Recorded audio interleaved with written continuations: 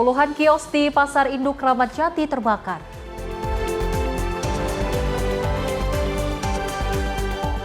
Banjir bandang, warga Seram Timur panik rumah dipenuhi lumpur. Nekat terobos banjir, WNA tanpa identitas tewas di Bali. 6 hari tanpa henti, Prabowo tangani bencana dan diplomasi global. Ekspor perikanan Indonesia tembus 147 negara.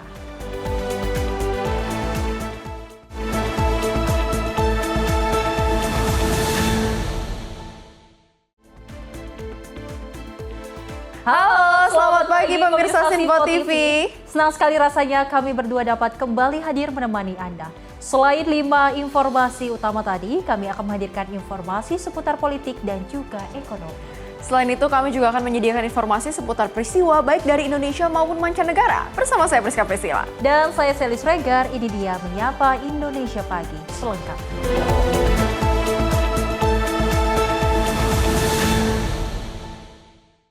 Dan pemirsa, kita awali informasinya di mana sebanyak 350 kios pedagang di Blok Pepaya dan Pisang di Pasar Induk Kramat Jati, Jakarta Timur habis dilalap oleh si jago merah pada Senin pagi. Otoritas setempat menaksir total kerugian yang dialami mencapai 10 miliar rupiah. Lalu bagaimana mengenai penanganan pasca peristiwa kebakaran di Pasar Induk Kramat Jati? Berikut tim liputan Sinpo TV, Max Munte dan juru kamera Asis Hakim. Ya pemirsa, ini merupakan bentuk kondisi dari pasca bencana kebakaran yang melanda salah satu blok yang ada di Pasar Induk Kramat Jati, Jakarta Timur. Saya dapat menggambarkan kepada Anda memang kondisi ini memang pasca insiden kebakaran yang melanda kios ataupun blok yang namanya Pepaya dan juga Pisang yang ada di Pasar Induk Kramat Jati ini memang tadi terjadi pada pukul 7:15 waktu Indonesia bagian Barat. Di mana tadi juga kami menerima informasi dari warga setempat, memang ada sebanyak 350 kios yang terbakar hangus di blok Pepaya dan juga Pisang ini. Kenapa dinamakan blok Pepaya dan juga Pisang, pemirsa? Karena ini memang blok yang didominasi oleh para pedagang-pedagang yang menjual dagangan berupa pisang seperti yang sedang Anda saksikan yang sudah terbakar begitu dan juga pepaya.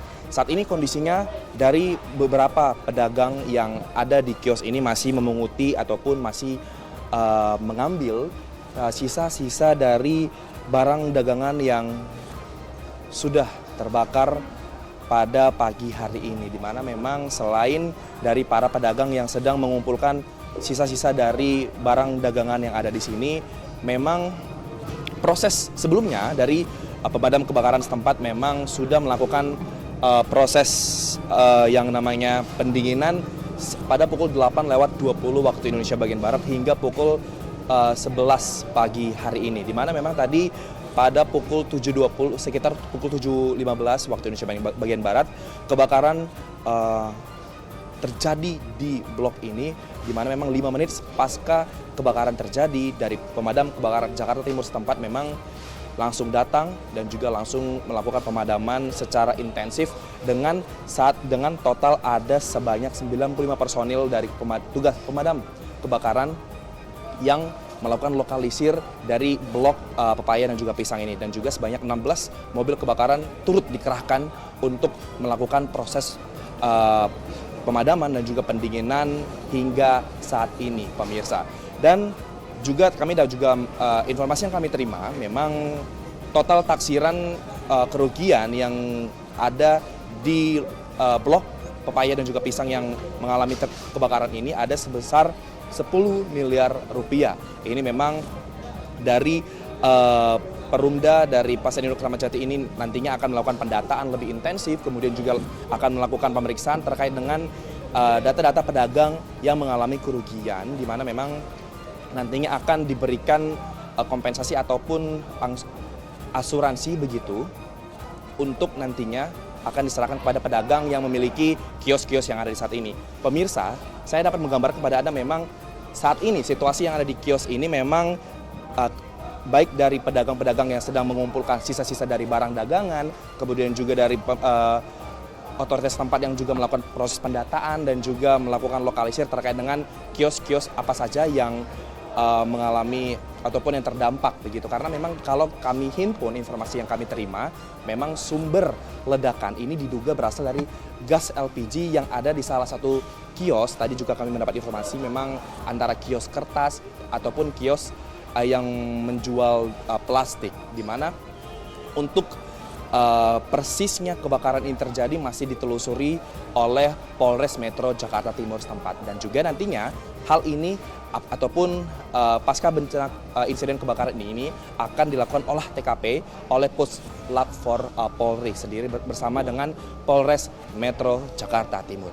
Dan dari Jakarta Timur, Max Munte, Azizul Hakim, Sinpo TV melaporkan. Pemirsa, puluhan kios di Pasar Induk Kramat Jati, Jakarta Timur terbakar pada Senin 15 Desember 2025 pagi. Diduga kebakaran tersebut akibat korsleting listrik. Kobaran api disertai dengan kepulan asap membumbung tinggi ke udara saat menghanguskan Pasar Induk Kramat Jati, Jakarta Timur pada Senin 15 Desember 2025 pagi. Diduga kebakaran terjadi akibat korsleting listrik dari salah satu kios yang terbakar di kios buah pasar. Banyaknya bahan maupun material yang mudah terbakar membuat api dengan cepat merambat dari satu kios ke kios lainnya. Petugas pemadam kebakaran berjibaku memadamkan api hingga akhirnya berhasil memadamkan api setelah 1 jam kemudian. Awalnya tadi dari Cikuray. Cikuray itu apa? Cikuray plastik. Toko plastik. Tadi toko plastiknya itu. Oh. Setelah itu lama ya jalan ke dalam.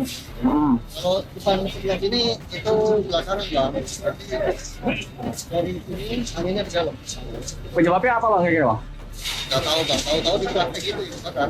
Awalnya dari toko plastik itu? Dari plastik. Apa sempat ada suara ledakan kah atau apa? Nggak ada. Nggak ada? Awalnya cuma ada kebakaran plastik di atas itu. Oh, abang di mana tokonya? Ayah. Selamat gak maksudnya? Alhamdulillah semua keluar. Cuma selamat. Hingga kini petugas Polsek Kramat Jati, Jakarta Timur masih menyelidiki penyebab pasti kebakaran. Dari Jakarta, jurnalis Sinpo TV melaporkan. Informasi peristiwa lainnya pemirsa, di mana 3 tersangka pencurian dengan pemberatan berhasil diringkus Satreskrim Polres Kuningan pada Rabu 10 Desember 2025 siang. Polisi menyita 1 unit sepeda motor dengan STNK, berikut kunci ganda yang telah diduplikat. Satreskrim Polres Kuningan berhasil meringkus 3 tersangka pencurian sepeda motor yang terjadi di salah satu kosan di Kelurahan Purwawinangun, Kecamatan Kuningan, Kabupaten Kuningan, Jawa Barat pada Selasa 9 Desember 2025. Dari tangan tersangka, polisi mengamankan 1 unit kendaraan sepeda motor lengkap dengan STNK dan 1 buah kunci yang sudah digandakan. Kedua tersangka berinisial DK 31 tahun dan juga AN 20 tahun merupakan teman korban yang pada saat kejadian membagi peran untuk mengambil sepeda motor korban. Setelah membawa lari motor korban, pelaku lalu menjual melalui media sosial kepada seorang pedadah berinisial AR 27 tahun dengan harga 3 juta rupiah. Modus yang dilakukan tersangka yakni menduplikat kunci motor korban saat mereka berdua meminjam motor korban dan mengambil STNK motor yang sedang diincarnya. Kita telah menangkap 3 orang tersangka, inisial DK, kemudian inisial AN, dan 1 orang penadah hasil pencurian yaitu saudara AR, warga Kabupaten Cirebon.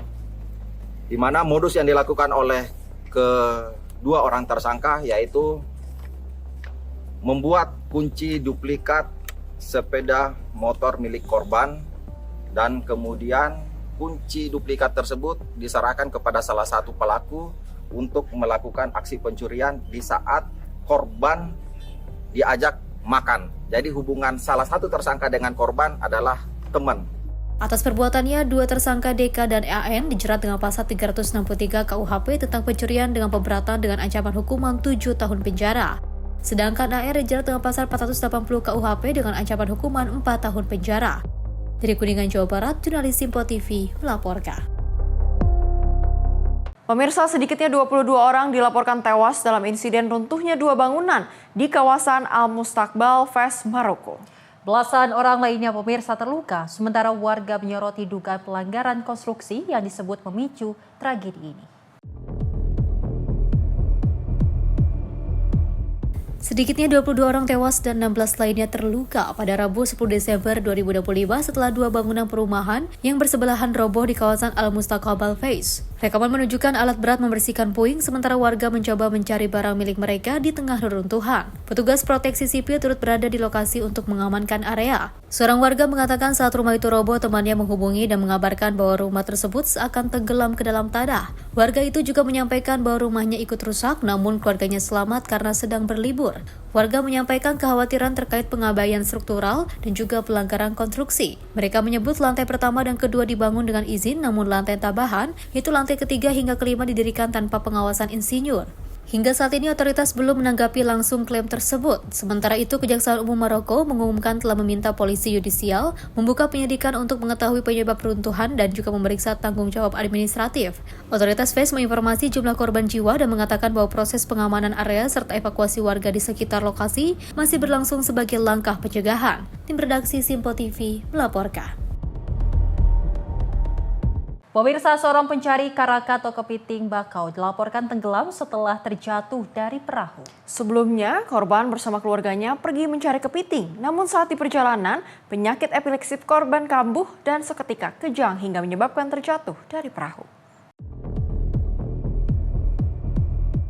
Sebelumnya, korban bernama Dortea bersama keluarganya pergi mencari kepiting pada Kamis pagi 11 November 2025. Namun saat di sekitar kampung Onavia, distrik Pulau 3, penyakit epilepsi korban kambuh dan seketika kejang hingga menyebabkan terjatuh dari perahu. Keluarga korban bersama dengan masyarakat setempat telah berusaha melakukan pencarian, namun korban belum juga ditemukan. Hingga akhirnya laporan pencarian diterima Pos Pencarian dan Pertolongan Asmat pada Sabtu pagi 13 Desember 2025. Kepala Kantor Pencarian dan Pertolongan Timika langsung memberangkatkan tim SAR gabungan yang terdiri dari Rescue Posar Asmat, Walairut Asmat, dan juga TNI AL menuju lokasi pencarian. Di tengah pencarian, tim SAR gabungan mendapatkan informasi dari keluarga korban bahwa korban telah ditemukan dalam kondisi meninggal dunia. Selanjutnya, korban dievakuasi dan langsung dimakamkan oleh pihak keluarga. Tim redaksi Simpo TV melaporkan. Kita ke informasi lainnya di mana pantai ikonik Bondi Beach di Sydney, Australia pada Minggu 14 Desember 2025 petang waktu setempat terjadi penembakan massal saat ribuan orang berkumpul dalam perayaan komunitas Yahudi. Pihak kepolisian Australia dalam konferensi pers pada Senin 15 Desember 2025 mengungkap bahwa dua pria yang melakukan penembakan saat perayaan Yahudi di pantai Bondi City adalah ayah dan juga anak. Suara tembakan mendadak terdengar di sepanjang Campbell Parade sekitar pukul 18:45 waktu setempat. Rekaman video memperlihatkan kepanikan massal saat pengunjung berlari menjauhi lokasi penembakan.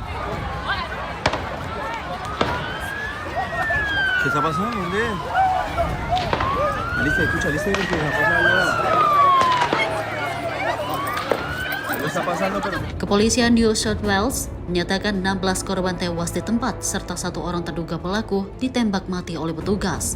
Seorang pelaku lainnya dilaporkan dalam kondisi kritis dan menjalani perawatan di rumah sakit. Menurut Kepolisian Negara bagian New South Wales, salah satu korban tewas dipastikan merupakan anak-anak dengan rentang usia pada korban antara 10 hingga 87 tahun. Polisi juga mengonfirmasi bahwa 40 korban lainnya masih menjalani perawatan di rumah sakit. Lebih dari 25 unit darurat diterjunkan untuk menetralkan situasi. Polisi menyatakan ancaman langsung telah dikendalikan dan 2 orang saat ini dalam penahanan. Pihak kepolisian Australia dalam konferensi pers pada Senin 15 Desember 2025 mengungkapkan bahwa 2 pria yang melakukan penembakan saat perayaan Yahudi di Pantai Bondi, Sydney adalah ayah dan anak. Sang ayah pria berusia 50 tahun tewas di lokasi kejadian, sementara itu putranya yang berusia 24 tahun berada dalam kondisi kritis di rumah sakit.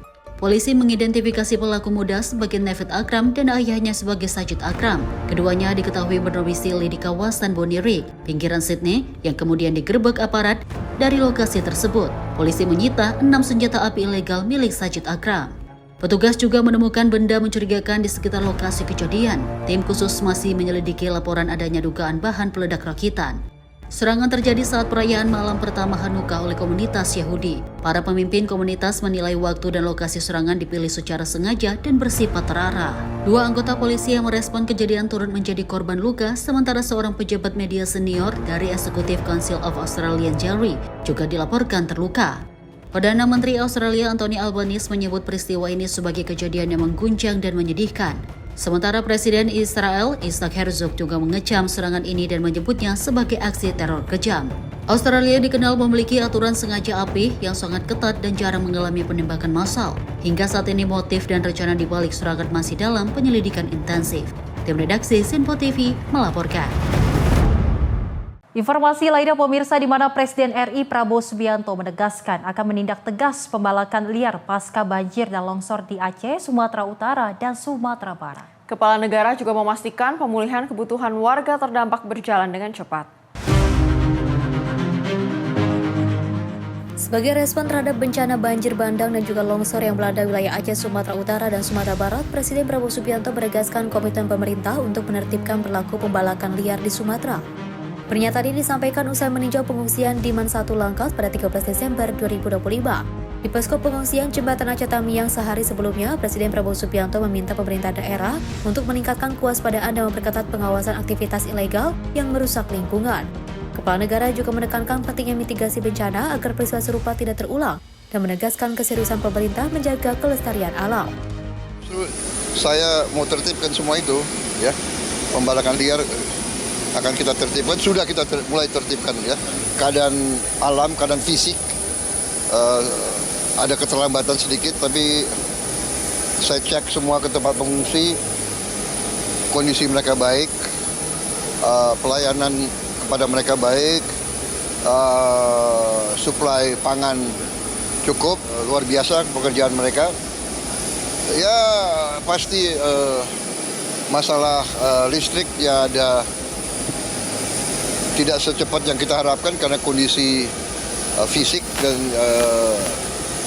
kondisi-kondisi alam yang masih kita harus atasi. Dari hasil peninjauan, Presiden Prabowo juga menilai posko pengungsian dalam kondisi cukup baik. Kebutuhan dasar warga terutama pangan mulai terpenuhi dan akses wilayah yang sebelumnya terisolasi perlahan terbuka kembali. Presiden menyampaikan terima kasih kepada seluruh jajaran lintas sektor dan petugas lapangan, sekaligus mengingatkan masyarakat bahwa pemulihan infrastruktur memerlukan waktu dan kerja keras. Tim redaksi Sinpo TV melaporkan. Kita ke agenda Kabinet Merah Putih di mana Menteri Pekerjaan Umum Dodi Hanggodo meninjau langsung pembangunan kolam retensi di Solo, khususnya di kawasan Simpang Joglo untuk mengatasi masalah banjir yang kerap terjadi. Proyek pembangunan kolam retensi di kawasan Simpang Joglo ditargetkan selesai pada akhir tahun.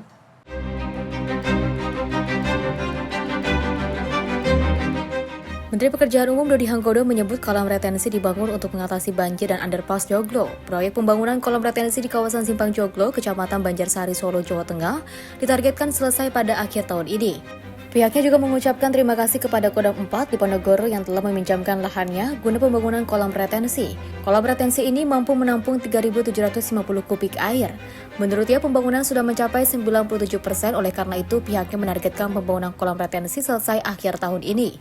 Meski demikian, ia memberikan catatan supaya air yang masih menggendang di kolam retensi untuk diperhatikan supaya tidak menimbulkan bau dan sarang nyamuk.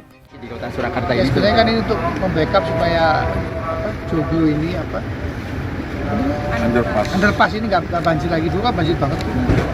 Sehingga kemudian terima kasih ke Pak Pangdam dikasih pinjam tanahnya, kita bisa bikin kolam retensi sehingga kalau pas pun hujan ekstrim sebagian air bisa tertampung di sini dan tidak kemudian menggenangi jalan underpass itu. Ini sudah 90% 96%. Mudah-mudahan sih 2025 harusnya selesai lah. akhir tahun ini selesai ya? Insya Allah selesai. Nah yang perlu kan sekarang ini itu kan ada air di situ genang ya. Itu dipikirin untuk supaya nggak bau, supaya nggak nyamuk jadi sarang nyamuk gitu. Jadi ada divisi lain lagi, Cipta Karya bisa kerjaan itu. Jadi satu selesai, kemudian lagi diselesaikan lagi urusan supaya ini jadi taman kota ini. Mas, Mampu menampung air berapa kubik? berapa kubik tuh Mbak kapasitasnya? 3.750. Berarti itu nanti air masuk langsung dibuang ke aliran air sungai yang lain. Pejabat pembuat komitmen 35 Provinsi Jawa Tengah, Novi Krisnawati, mengatakan ada 2 pompa yang dipasang di kolam retensi. Pompa dengan kecepatan 300 liter per detik akan otomatis menyala ketika air kolam retensi sudah mencapai level tertentu.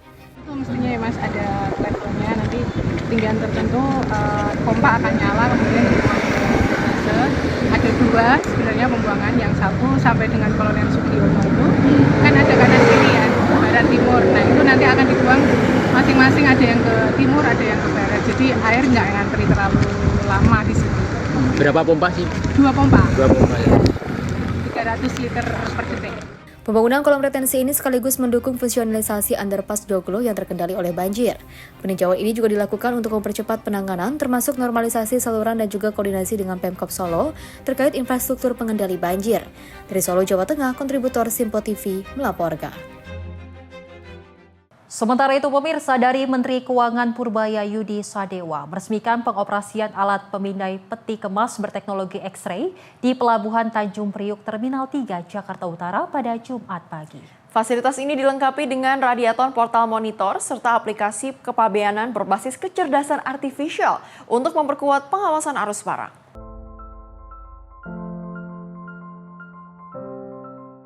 Menteri Keuangan Purbaya Yudi Sadewa meresmikan langsung penggunaan alat pemindai peti kemas atau X-ray di Terminal 3 Terminal Mustika Alam Lestari, Pelabuhan Tanjung Priuk, Jakarta Utara pada Jumat pagi.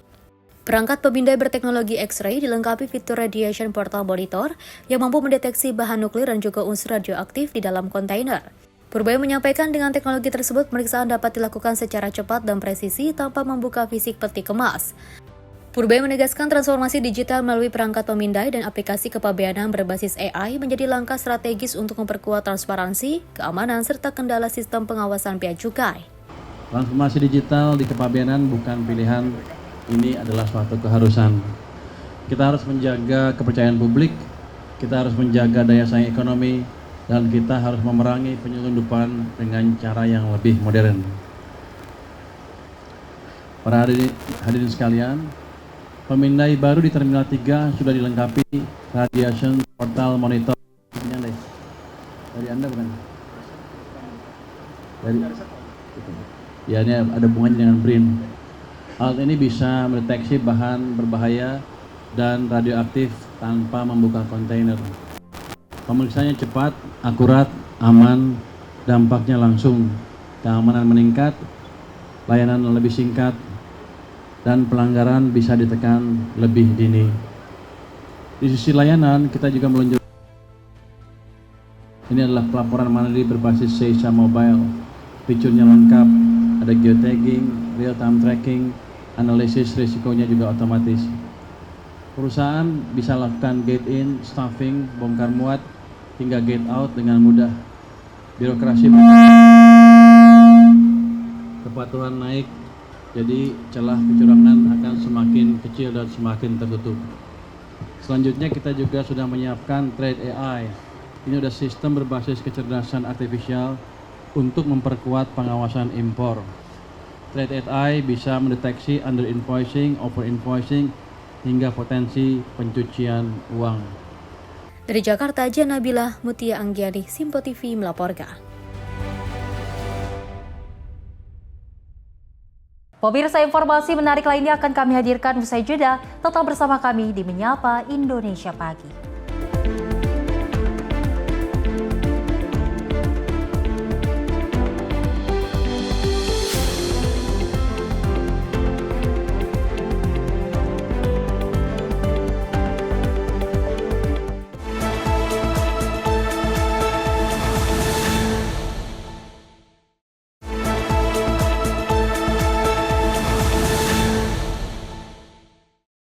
Terima kasih pemirsa, Anda masih bersama kami di Menyapa Indonesia Pagi.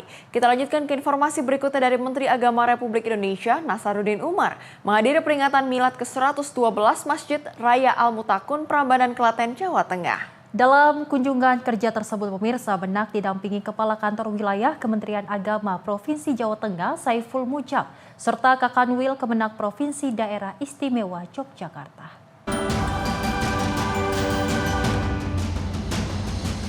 Menteri Agama Republik Indonesia Profesor Kiai Haji Nasaruddin Umar bersama dengan Kepala Kantor Wilayah Kementerian Agama Provinsi Jawa Tengah, Saiful Mujab, melaksanakan kunjungan kerja ke Kabupaten Klaten pada Minggu 14 Desember 2025. Agenda utama kunjungan ini yaitu menghadiri peringatan Milad ke-112 Masjid Raya Al-Mutakun, Prambanan. Dalam kesempatan tersebut, Menak juga mengajak masyarakat untuk menghidupkan kembali peran masjid sebagai pusat ibadah, pendidikan, serta pemberdayaan sosial. Menak juga menyampaikan pesan agar masjid dan juga pesantren terus memberikan dampak nyata bagi umat, serta menjadi ruang kebersamaan yang inklusif bagi seluruh lapisan masyarakat. Dalam acara tersebut, Menteri Agama menyampaikan tausiah bertema kemasjidan dengan mengulas kilas balik fungsi masjid pada masa Nabi Muhammad SAW yang tidak hanya sebagai tempat sholat namun juga sebagai pusat peradaban umat. Rangkaian kunjungan kerja Menak RI dilanjutkan dengan kunjungan ke Pondok Pesantren Modern Baitul Salam di Kabupaten Klaten. Melalui kunjungan kerja ini, Kementerian Agama menegaskan komitmen untuk terus menguatkan peran masjid dan pesantren sebagai pilar pembinaan umat dan pemersatu kehidupan sosial keagamaan. Tim redaksi Sipo TV melaporkan. Pemirsa, momen Ketua Umum Dharma Wanita Persatuan Ida Rahmawati melakukan video call dengan Menteri Kesehatan Budi Gunadi Sadikin terekam dan dibagikan melalui media sosial Instagramnya. Dalam momen tersebut, Ida Rahmawati dan Menkes memberikan semangat secara langsung kepada para relawan mahasiswa dari Poltekkes Kemenkes Medan yang terlibat dalam pemulihan pasca banjir di RSUD Aceh Tamiang. Ketua Umum Dharma Wanita Persatuan Ida Rahmawati yang juga merupakan istri dari Menteri Kesehatan Budi Gunadi Sadikin sebelumnya meninjau langsung kondisi Rumah Sakit Umum Daerah Aceh Tamiang yang terdampak banjir. Dalam kunjungan tersebut, Ida Rahmawati bertemu langsung dengan para relawan bencana yang ternyata merupakan sekelompok mahasiswa dari Poltekkes Kemenkes Medan. Melalui video call, Menteri Kesehatan Budi Gunadi Sadikin menyampaikan ucapan terima kasih dan apresiasi atas dedikasi para mahasiswa yang telah rela menyisihkan waktu serta tenaga untuk membersihkan sisa banjir dan lumpur agar Rumah Sakit Umum Daerah Aceh Tamiang dapat segera kembali beroperasi. Menkes juga menyampaikan janji bahwa para relawan akan mendapatkan sertifikat pengabdian dari Kementerian Kesehatan atas kontribusi nyata mereka dalam penanganan dampak bencana. Kementerian Kesehatan memastikan revitalisasi fasilitas kesehatan yang terdampak banjir akan terus berjalan, serta terus memberikan apresiasi kepada seluruh relawan yang terlibat baik dalam layanan kesehatan maupun pemulihan sarana dan prasarana. Tim redaksi Sinpo TV melaporkan. Sementara itu, Presiden Prabowo Subianto menegaskan jangan sampai ada budaya wisata bencana saat menyinggung terkait adanya pejabat dan para tokoh yang datang ke lokasi bencana hanya untuk mengabadikan momen dan mengambil foto. Dan Prabowo meminta agar para pejabat yang datang ke lokasi bencana benar-benar membantu korban dan mengatasi kendala di lapangan.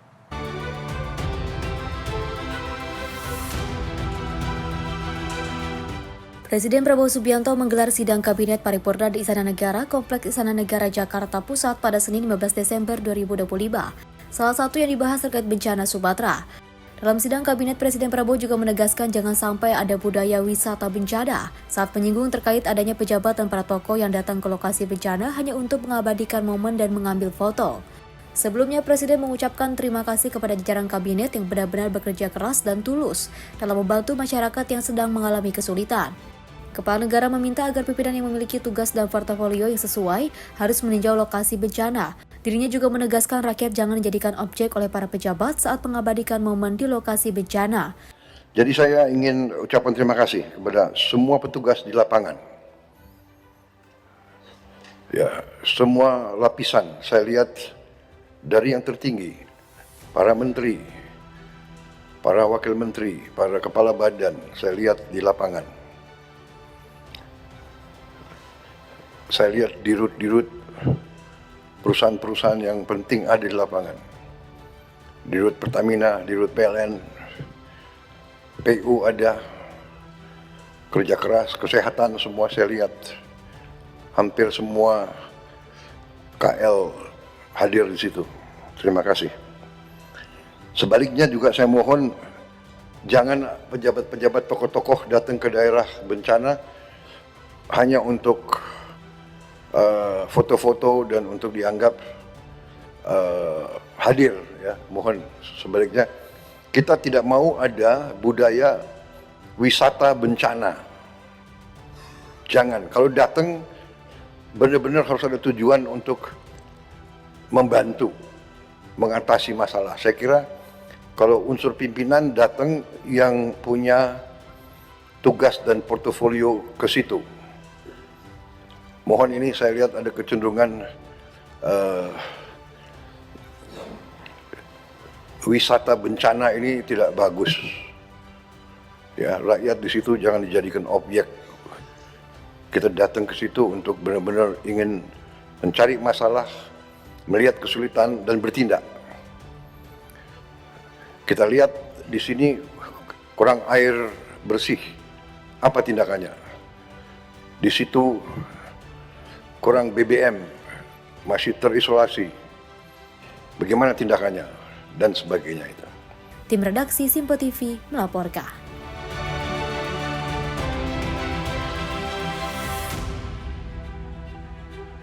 Pemirsa, dari Komisi 4 DPR RI melaksanakan kegiatan penanaman bunga Edelweiss di kawasan Taman Nasional Bromo Tengger, Semeru, Jawa Timur. Kegiatan yang dipimpin oleh Ketua Komisi 4 DPR RI Titik Soeharto bertujuan untuk mendukung pelestarian ekosistem sekaligus memenuhi kebutuhan adat masyarakat suku Tengger.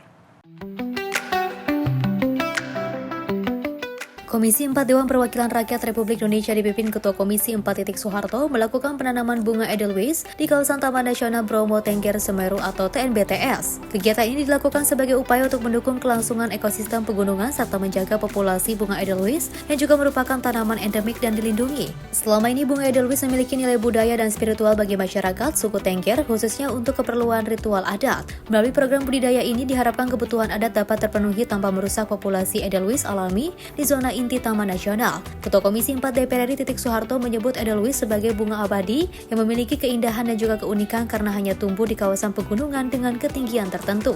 Dari Komisi 4 kami meninjau Taman Nasional Bromo Tengger Semeru, ya. Edelweiss, tanam Edelweiss itu memang indah sekali, bunga yang tumbuh hanya di ketinggian 1.300-an gitu ya, dan itu bunga forever, nggak layu, nggak bakal layu. Melalui kegiatan penanaman dan budidaya Edelweiss ini, Komisi 4 DPR RI berharap upaya pelestarian lingkungan dapat berjalan seiring dengan pelestarian nilai budaya dan juga kearifan lokal masyarakat sekitar Taman Nasional. Tim redaksi Simpo TV melaporkan. Kita beralih ke informasi peristiwa di mana seorang pengemudi ojek online menjadi korban pencurian sepeda motor setelah kendaraan miliknya dibawa kabur sekelompok remaja yang membawa senjata tajam di Komplek Pondok Bahar Permai, Jalan Palmeru, Karangtengah, Tangerang, Banten pada Sabtu dini hari 13 Desember 2025. Aksi pencurian sepeda motor terjadi di Karangtengah, Tangerang pada Sabtu dini hari 13 Desember 2025. Dalam kejadian ini pelaku juga melakukan ancaman dengan senjata tajam. Menurut keterangan korban, kejadian bermula saat dirinya baru selesai menarik penumpang ojek online. Korban kemudian berhenti di seorang pedagang sayur untuk membeli bahan makanan. Saat turun dan meninggalkan sepeda motor, korban lupa mencabut kunci kontak kendaraannya, sehingga mengakibatkan 4 orang remaja menggunakan 2 sepeda motor membawa lari motor korban. Sebelum membawa lari motor korban, 1 dari 4 pelaku menodongkan senjata tajam kepada korban yang berusaha menghentikan aksi pelaku. Selain sepeda motor, korban juga kehilangan dompet yang disimpan di dalam box motor. Mutiara Aina Putri, tim redaksi Simpo TV, melaporkan. Polisi menetapkan 3 tersangka dari 9 remaja yang diduga melakukan penyerangan menggunakan busur panah terhadap seorang remaja di Kabupaten Goa, Sulawesi Selatan. Akibat perbuatan tersangka, korban mengalami luka parah di bagian dada. Tim Sus gabungan dari Satreskrim Polres Goa mengamankan 9 remaja terduga pelaku penyerangan terhadap remaja dengan busur panah di Desa Tingkimai, Kecamatan Barombong, Kabupaten Goa, Sulawesi Selatan. 3 dari 9 pelaku ditetapkan sebagai tersangka. Petugas menyita barang bukti 4 buah anak busur, 2 ketapel pelontar busur, serta besi yang digunakan para pelaku saat melakukan penyerangan terhadap warga. Akibat penyerangan itu, seorang remaja berinisial HA 15 tahun mengalami luka parah di dada lantaran terkena busur panah para pelaku. Tim Sus gabungan Polres Goa berhasil mengamankan 9 orang terduga pelaku aksi busur panah atau kejahatan jalanan, yang mana aksi tersebut mengakibatkan 1 orang korban terluka di bagian dada. Dapat kami sampaikan, korban ini adalah merupakan anak di bawah umur. Dari 9 orang yang kami amankan, yang mana dapat kami sampaikan juga 9 orang yang kami amankan ini statusnya merupakan keseluruhan adalah anak di bawah umur. 3 orang kita tetapkan sebagai tersangka. Kami sudah faktakan, jadi kami ulangi, dari 9 orang, 3 orang sudah kami tetapkan sebagai tersangka. Dan dapat kami sampaikan, dari 3 orang yang sudah kami tetapkan menjadi tersangka, masing-masing memiliki kapasitas yang berbeda-beda, di mana 1 tersangka kapasitasnya adalah yang bersangkutan menarik ketapel dan menembakkan busur atau anak panah kepada korban. Kemudian yang kedua orang tersangka lainnya kapasitasnya adalah yang menyimpan atau menguasai daripada busur panah, maupun ketapel. Kini, ke-9 pelaku yang masih di bawah umur masih menjalani pemeriksaan dan mereka terancam pidana penjara di atas 3 tahun. Dari Kabupaten Goa, Sulawesi Selatan, jurnalis Info TV melaporkan. Informasi selanjutnya mengenai banjir bandang yang menerjang Kabupaten Seram bagian timur Maluku pasca hujan deras melanda. Sejumlah warga panik menyelamatkan diri karena air hujan yang deras membawa lumpur ke dalam rumah mereka. Bencana banjir bandang menerjang Desa Eva, Kecamatan Kesui Watu Bela, Kabupaten Seram bagian timur Maluku. Banjir datang tiba-tiba dan membawa arus deras material lumpur ke jalan dan rumah warga. Sejumlah warga panik dan berusaha menghindari terjangan banjir karena takut tertutup material maupun terbawa arus. Peristiwa terjadi Jumat 12 Desember 2025 sore saat wilayah ini dilanda hujan deras sejak pagi hari. Hingga Minggu 14 Desember 2025 siang, warga Desa Eva masih berjibaku membersihkan material lumpur di dalam rumah maupun permukiman. Warga juga membangun tanggul darurat di pinggiran sungai serta membersihkan material lumpur yang menutup selokan, antisipasi banjir susulan. Warga kini membutuhkan langkah tanggal darurat dari Pemda setempat, termasuk membutuhkan peralatan membersihkan lumpur. Pemerintah SBT dan DPR SBT tolong lihat masyarakat Eva dengan kondisi yang ada, bahwa kami butuh semen, pasir, skop yang terkait dengan ini tuh yang kita butuhkan. Yang untuk drainase ini tuh diperbesarkan. Lalu yang ada ini sekitar 150 meter panjangnya. Jadi tolong harap Bapak DPR di Kabupaten Seram bagian timur itu jangan cuma duduk di sana, dan tolong datang ke Kabupaten Seram bagian timur. Saya akui Bapak Bupati Seram bagian timur mempunyai gerakan cepat, karena Eva hanya dari hari Jumat ada musibah, hari Sabtu sudah bantuannya. Terima kasih kepada Bapak Bupati Seram bagian timur. Terima kasih. Warga juga kini membutuhkan bantuan logistik maupun obat-obatan lantaran banyak warga kini belum bisa beraktivitas dengan lancar. Ratusan kepala keluarga masih memilih bertahan di rumah masing-masing takut terjadi banjir bandang susulan sambil membersihkan material lumpur. Dari Seram Timur Maluku, jurnalis Info TV melaporkan. Pemirsa, 2 hari pasca pembakaran warung dan tenda kuliner di Kalibata, para pedagang masih trauma sehingga belum dapat melanjutkan usahanya kembali. Meskipun demikian, para pedagang mengaku telah menerima bantuan operasional dari Polda Metro Jaya sebagai modal usaha mereka untuk berjualan kembali.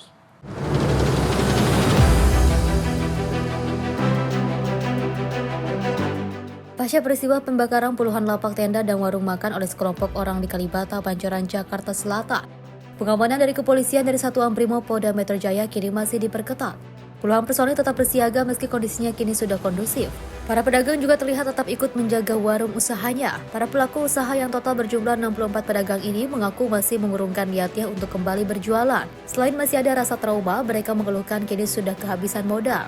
Namun demikian, para pedagang mengaku kini sedikit terbantu atas adanya bantuan operasional dari Polda Metro Jaya guna melanjutkan usahanya kembali. Terima kasih sekali kepada Polda Metro dalam hal ini Pak Wakapolda tadi mewakili Pak Kapolda mengundang kami. Pertama menyampaikan cukup prihatin, permohonan maaf atas kejadian ini.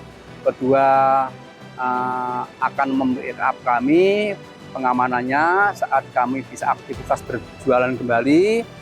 Ketika alhamdulillah beliau menyampaikan bantuan, seberapapun bantuan kami terima itu wujud rasa simpati beliau kepada kami. Alhamdulillah kami ucapkan banyak terima kasih atas bantuan dan pengertian beliau kepada kami.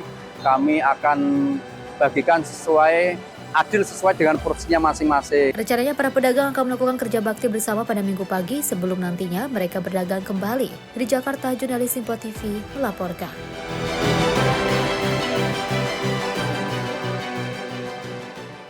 Pemirsa, jelang memasuki libur Natal dan akhir tahun baru, Korlantas Polri dan serta unsur lainnya melakukan koordinasi terkait arus lalu lintas di jalur wisata Puncak serta penanganan laka lantas yang bekerja sama dengan Jasara Harja yang siap menjaga kenyamanan dan juga keamanan di libur Natal dan Tahun Baru.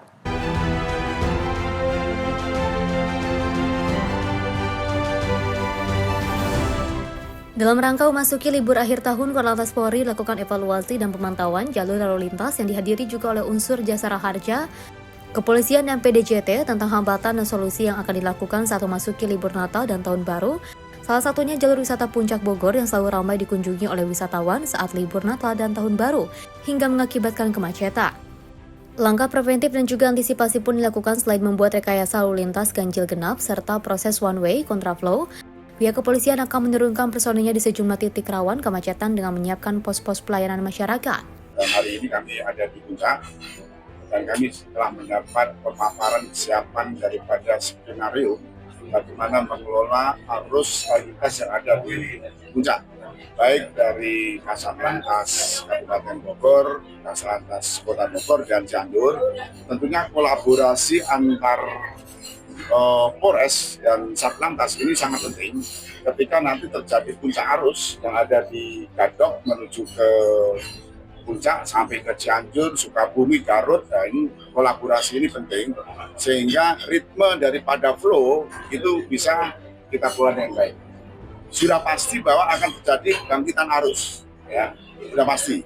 Weekend saja cukup padat, apalagi nanti ada pada saat kegiatan operasi itu ada tempat-tempat pos pengamanan, pos pelayanan. Di situ ada traffic accident analysis.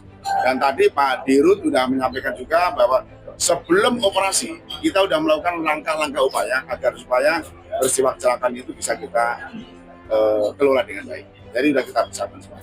Agus mengimbau bagi masyarakat yang hendak berlibur dan juga atau menghabiskan malam pergantian tahun agar memperhatikan kondisi mesin kendaraan serta kondisi fisik sang sopir karena penyebab kecelakaan disebabkan oleh dua sebab tersebut, human error dan juga kendaraan yang tidak layak untuk jalan. Interoperabilitas kami sudah bekerja sama juga dengan Korlantas di 36 Polda, 430-an Polres, seluruh 29 dan kantor wilayah kami 67 kantor cabang dan 2.765 rumah sakit itu siap menangani korban kecelakaan lalu lintas. Tapi tentu saja kami berharap tadi sudah disampaikan upaya-upaya pencegahan terus kami lakukan. Ya. Himbauan tentu saja pertama adalah patuhi rambu-rambu lalu lintas. Ikuti seluruh arahan petunjuk dari polisi lalu lintas. Dan utamanya adalah ketika akan melakukan perjalanan pastikan pengendaranya dalam keadaan sehat, mobilnya juga fit sehingga dapat melakukan perjalanan dengan nyaman dan selamat. Selain antisipasi kemacetan, antisipasi laka lantas menjadi salah satu tujuan utama di dalam pertemuan yang dilakukan di wilayah Puncak. Hal ini disiapkan Dewi Aryani Susana, Dirjen Jasara Harja, bahwa pihak Jasara Harja pun telah berkoordinasi dengan pihak kepolisian untuk membuat posko-posko atau layanan sebagai rujukan jika terjadi kecelakaan. Diharapkan dengan persiapan yang sudah cukup matang ini, masyarakat bisa menikmati libur dengan rasa aman dan nyaman. Dari Bogor, tim kontributor Simpo TV melaporkan. Nekat terobos banjir, WNA tanpa identitas tewas di Bali. Informasi lengkapnya saja. Tetaplah bersama kami di Simpo TV.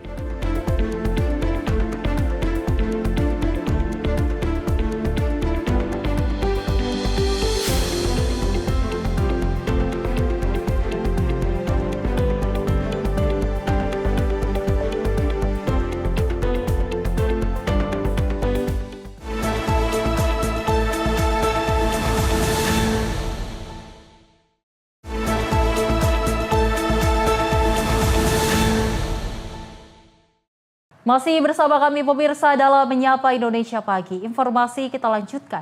Di mana cuaca ekstrim yang melanda Pulau Bali ini menyebabkan seorang warga negara asing meninggal dunia. WNA yang belum diketahui identitasnya ini tewas terseret arus di kawasan Desa Tibubenang, Kuta Utara, Badung, Bali setelah diduga nekat nerobos banjir dengan menggunakan sepeda motor.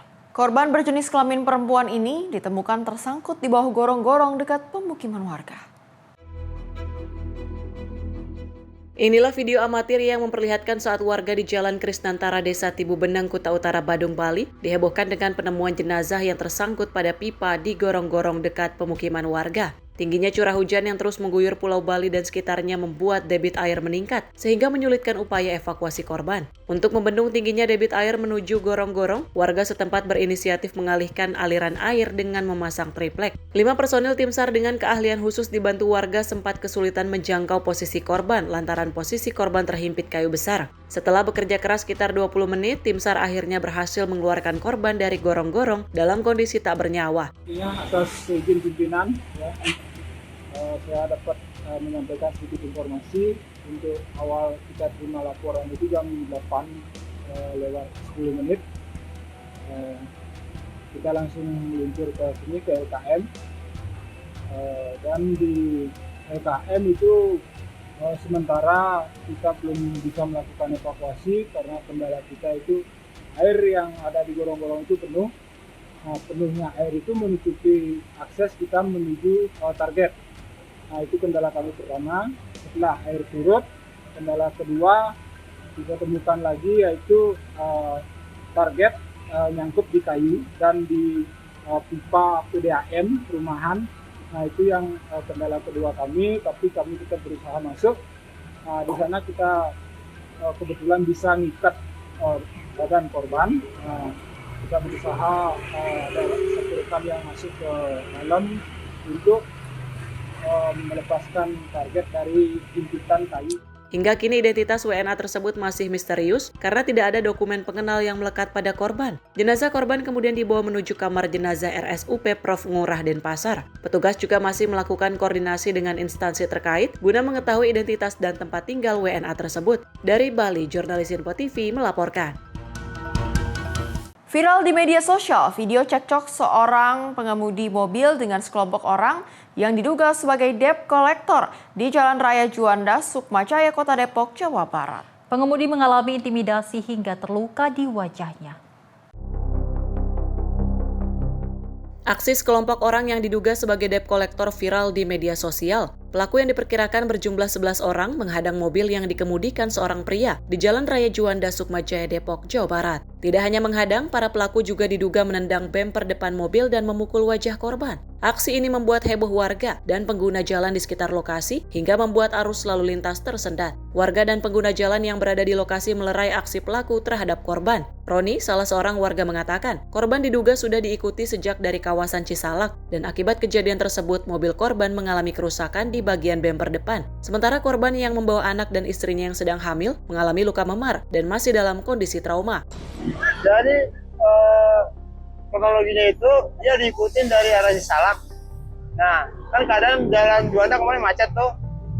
Nah, kolektornya itu nyerempetin motornya ke mobil itu. Nah, alih-alih seakan-akan kayaknya kolektor itu sengaja. Nah, langsung kolektor itu main fisik, dia tendang mobil, nonjok yang punya mobil, dan sengganya dirampas, kuncinya diambil. Kurang lebih ada 11 orang. Pakai motor? Motor semua. Goncengan. Ada yang sendiri, ada yang goncengan. Tindakan saya itu dia nendang mobil sama mukul yang punya mobil. Ya, anak-anak sini semua yang nolongin. Mobilnya dibawa ke Polres. Kerusakan di bemper depan. Itu akibat serempetan aduan motor. Dalam mobil ada berapa orang? Ada 3 orang, istrinya, anaknya, sama suaminya. Warga meminta aparat bertindak tegas terhadap aksi perampasan kendaraan di jalan yang dinilai semakin meresahkan dan membahayakan keselamatan warga. Dari Depok, Jawa Barat, jurnalis Info TV melaporkan. Pemirsa, Polrestabes Medan menggelar pra-rekonstruksi kedua kasus tewasnya seorang wanita muda diduga dilakukan putri keduanya yang merupakan pelajar sekolah dasar Minggu 14 Desember 2025 siang. Prarekon ini digelar di rumah korban di Jalan Dwi Kora, Kecamatan Medan Sunggal, Sumatera Utara. Prarekonstruksi ini digelar petugas Satreskrim Polrestabes Medan di rumah korban di Jalan Dwi Kora, Kecamatan Medan Sunggal, Sumatera Utara, Minggu 14 Desember 2025. Petugas menghadirkan seluruh penghuni rumah yang saat kejadian berada di lokasi tersebut. Selain penyidik, prarekonstruksi juga dihadiri dan disaksikan instansi lain diantaranya petugas dari Dinas PPA Sumut, KPAI, dan psikolog. Prarekonstruksi digelar tertutup dan para awak media tidak diizinkan untuk masuk ke dalam rumah. Kapolrestabes Medan, Kombes Jen Kelvin Simanjuntak mengatakan, ada 43 adegan diperagakan dalam prarekon kedua yang dihadiri terduga pelaku dan keluarga tersebut. Proses prarekonstruksi ini dilakukan guna melengkapi penyelidikan penyidik kepolisian. Sampai saat ini penyelidik belum menetapkan pelaku pembunuhan korban tersebut. Ada 43 adegan yang tadi kita lakukan prarekonstruksi. Mudah-mudahan ini lebih menyempurnakan proses penyidikan dan proses penyelidikan lanjutan.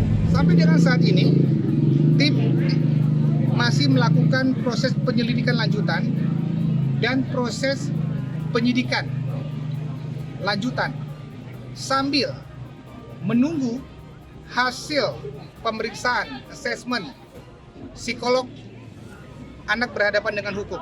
Sementara itu, Kadis PPA Sumut Dwi Indah Purwanti mengaku kondisi terduga pelaku sehat dan masih bisa diajak berkomunikasi. Siswi sekolah dasar berusia 12 tahun tersebut masih dapat memberikan keterangan kepada penyidik. Kondisi anak gimana sekarang, Bu? Sehat, bagus ya. Dia bisa diperiksa secara baik, berkomunikasi, Bu? Ya, mudah-mudahan kita ikut. Sebelumnya diberitakan kasus tewasnya IRT berinisial FS alias Ayu berusia 42 tahun terjadi di kamar lantai rumahnya di Jalan Dwi Kora Medan pada Rabu subuh dalam kondisi mengenaskan dengan puluhan tusukan senjata tajam. Belum dapat dipastikan siapa pelaku pembunuh sadis tersebut, namun dugaan sementara pelaku merupakan putri keduanya berinisial SAS yang berusia 12 tahun. Saat kejadian, selain korban dan terduga pelaku, di dalam rumah berlantai 2 tersebut ada suami korban dan anaknya. Pada malam sebelum kejadian, korban bersama kedua putrinya tidur di kamar lantai 1, sedangkan suami korban tidur di kamar lantai 2. Dari Medan, Sumatera Utara, jurnalis Info TV melaporkan. Kepala Basarnas Marsikal Madya TNI Muhammad Syafi'i bersama Komisi 5 DPR RI melakukan peninjauan pasca bencana di Kota Sibolga, Sumatera Utara. Peninjauan dilakukan untuk memastikan percepatan pemulihan dan juga pembangunan kembali infrastruktur.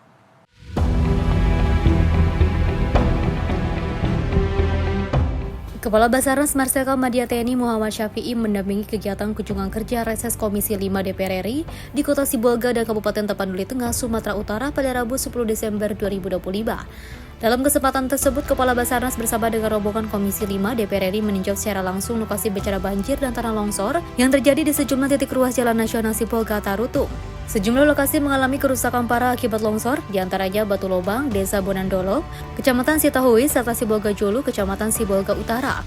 Kegiatan dilanjutkan dengan pertemuan resmi antara tim kunjungan kerja Komisi 5 DPR RI, mitra kerja, serta jajaran pemerintah daerah termasuk Bupati Tapanuli Tengah, Sekda Kota Sibolga, dan juga Forkopimda. Pertemuan ini membahas dampak bencana banjir dan longsor yang menyebabkan kerusakan rumah warga, infrastruktur, serta terganggunya akses transportasi di wilayah tersebut. Kunjungan ini menjadi wujud nyata sinergi antar lembaga dalam mendorong percepatan pemulihan, pembangunan kembali infrastruktur, serta penguatan sistem kesiapsiagaan nasional, khususnya di kawasan rawan bencana seperti Sumatera Utara. Tim redaksi Simpo TV melaporkan. Pemirsa, Wakil Menteri Transmigrasi Viva Yoga Mauladi secara resmi melepas 15 kepala keluarga asal daerah istimewa Yogyakarta menuju ke wilayah Sulawesi Tengah dan Sulawesi Barat. Para calon transmigran ini telah melalui proses seleksi pelatihan sebelum diberangkatkan ke daerah tujuan. Kementerian Transmigrasi resmi melepas calon transmigran sebanyak 5 kepala keluarga asal daerah Yogyakarta ke wilayah Sulawesi Tengah dan Sulawesi Barat. Pelepasan tersebut dilakukan langsung oleh Wakil Menteri Transmigrasi Viva Yoga Mauladi di Yogyakarta. Para calon transmigran diberikan jaminan hidup oleh pemerintah selama 1 tahun dan pendampingan hingga 5 tahun bagi para transmigran. Viva Yoga juga mengatakan transmigrasi ini bukan saja sekedar perpindahan penduduk, melainkan untuk peningkatan kesejahteraan masyarakat agar mempunyai pendapatan yang baik. Hari ini di Yogyakarta, kami dari Kementerian Transmigrasi dan Dinas Nakertran Daerah Istimewa Yogyakarta memberangkatkan 15 KK yang terdiri dari 12 kepala keluarga. Kita berangkatkan di lokasi transmigrasi Torire, Kabupaten Poso, Sulawesi Tengah, dan 3 kepala keluarga kita berangkatkan di lokasi transmigrasi Taramanutua, Kabupaten Poliwali Mandar, Sulawesi Barat. Jadi ini hasil dari seleksi dan mereka semuanya sudah dilatih dan semuanya sudah siap Tujuannya adalah agar mereka dapat merubah hidupnya agar lebih sejahtera lagi dan mereka punya kemampuan teknis untuk mengolah tanah menjadi sumber ekonomi mereka, menjadi sumber penghidupan mereka, dan ini menjadi bagian dari transformasi transmigrasi yang bukan hanya sekedar memindahkan penduduk, tapi kita akan lebih mengorientasikan kepada peningkatan kesejahteraan masyarakat. Dengan masyarakat yang sejahtera, punya pendapatan lebih baik, maka secara otomatis akan ada peningkatan dan kecukupan gizi dan protein, sehingga akan melahirkan sumber daya manusia yang unggul, yang cerdas, yang bisa memberikan kebaikan buat masyarakat, bangsa, dan negara. Awalnya mungkin ada pendampingan khusus dari pemerintah terkait para transmigran ini? Iya, dalam hal ini kita memberikan jaminan hidup atau jatuh pangan setiap bulan selama 1 tahun, dan kita memberikan pendampingan selama 5 tahun agar mereka hidupnya lebih mandiri, dan kita akan selalu memonitor bekerja sama dengan pemerintah daerah di Kabupaten Poso dan Kabupaten Polman agar mereka terpantau dalam kesehariannya, dan kita harapkan juga mereka dengan Tanah Harapan yang baru dapat menciptakan pusat pertumbuhan ekonomi baru di Kabupaten Poso dan Kabupaten Polman, Sulawesi Barat. Dari Yogyakarta, Farizalda Fariskiano, Simpo TV melaporkan.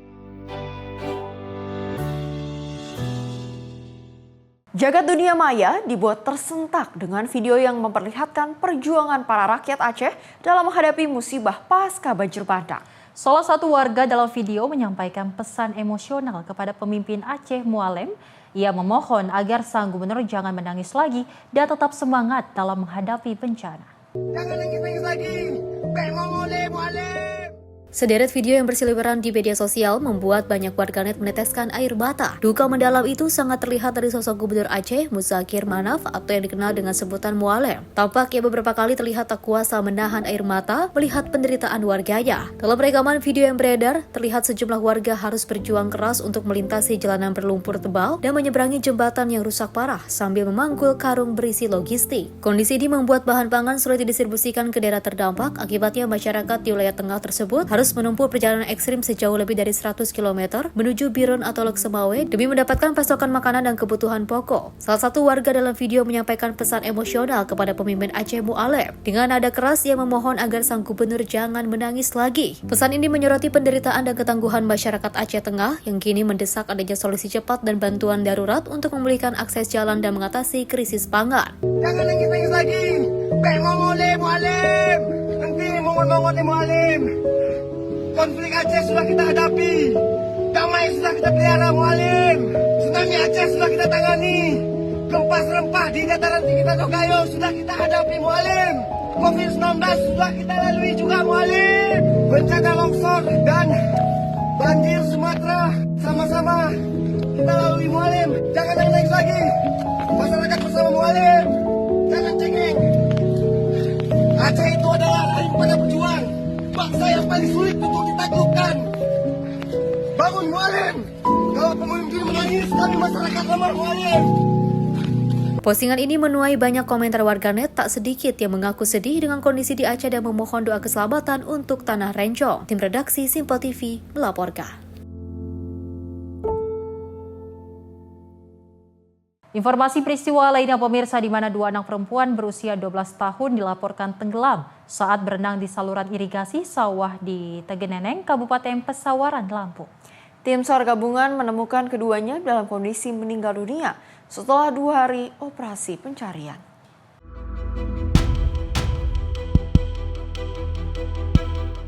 Kedua korban berinisial AL dan KE pertama kali dilaporkan tenggelam saat berenang bersama 3 anak lain di saluran irigasi persawahan Kecamatan Tegineneng, Kabupaten Pesawaran, Lampung pada Jumat sore. Saat itu salah satu korban diduga tidak bisa berenang dan terseret arus, sementara satu korban lainnya yang berusaha menolong justru ikut hanyut. Pada hari pertama pencarian, satu korban berinisial AL 12 tahun ditemukan dalam kondisi meninggal dunia pada jarak ratusan meter dari titik awal kejadian dan dievakuasi ke rumah duka. Pencarian dilanjutkan pada Sabtu dengan dibagi menjadi 3 tim dan memperluas area penyisiran hingga belasan kilometer menyusuri aliran air. Pada Sabtu, korban kedua berinisial KE 12 tahun akhirnya ditemukan dalam kondisi meninggal dunia sekitar 13 km dari lokasi awal kejadian. Pengembangan operasi SAR terhadap 2 orang yang dinyatakan terbawa arus di irigasi Batanghari Ogan, Kecamatan Tiginenong, Kabupaten Pesawaran, Lampung. Untuk operasi SAR di hari kedua ini, pada pukul 9.30, tim SAR gabungan berhasil menemukan korban kedua atas nama Keisha Nur Alifah dalam kondisi meninggal dunia. Selanjutnya, korban dievakuasi ke rumah duka. Dari Pesawaran, Lampung, Immanuel Simorangkir, kontributor Simpo TV, melaporkan. Ada pula seorang pelajar SMK di Kabupaten Tulang Bawang, Lampung yang ditemukan tewas membusuk di tengah kebun sawit. Polisi menduga korban menjadi korban pembunuhan yang sebelumnya dilaporkan hilang sejak lebih dari sepekan lalu.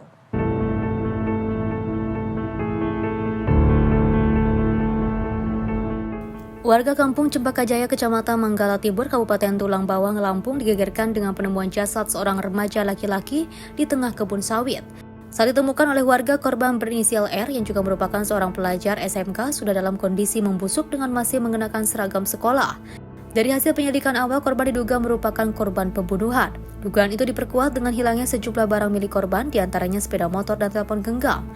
Kasat Reskrim Polres Tulang Bawang AKP Novi Arif Kurniawan mengatakan bahwa korban sebelumnya dilaporkan hilang sejak Rabu 3 Desember 2025. Memang benar ada ditemukan mayat berjenis kelamin laki-laki dengan ciri-ciri sudah mengalami pembusukan yang kami perkirakan kurang lebih sudah 9 hari.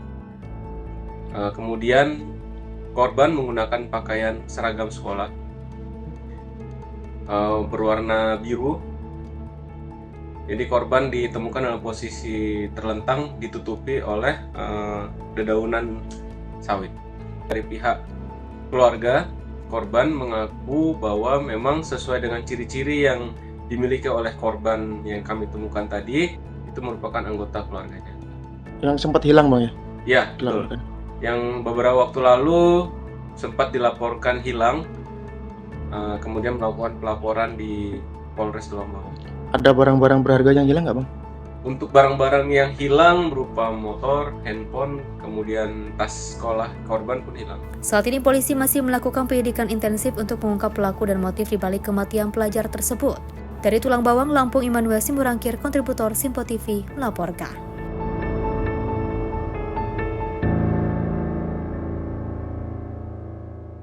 Pemirsa, Prabowo pastikan wilayah bencana terjangkau dan juga pangan cukup. Namun informasinya usai jeda, tetap bersama kami di Menyapa Indonesia Pagi.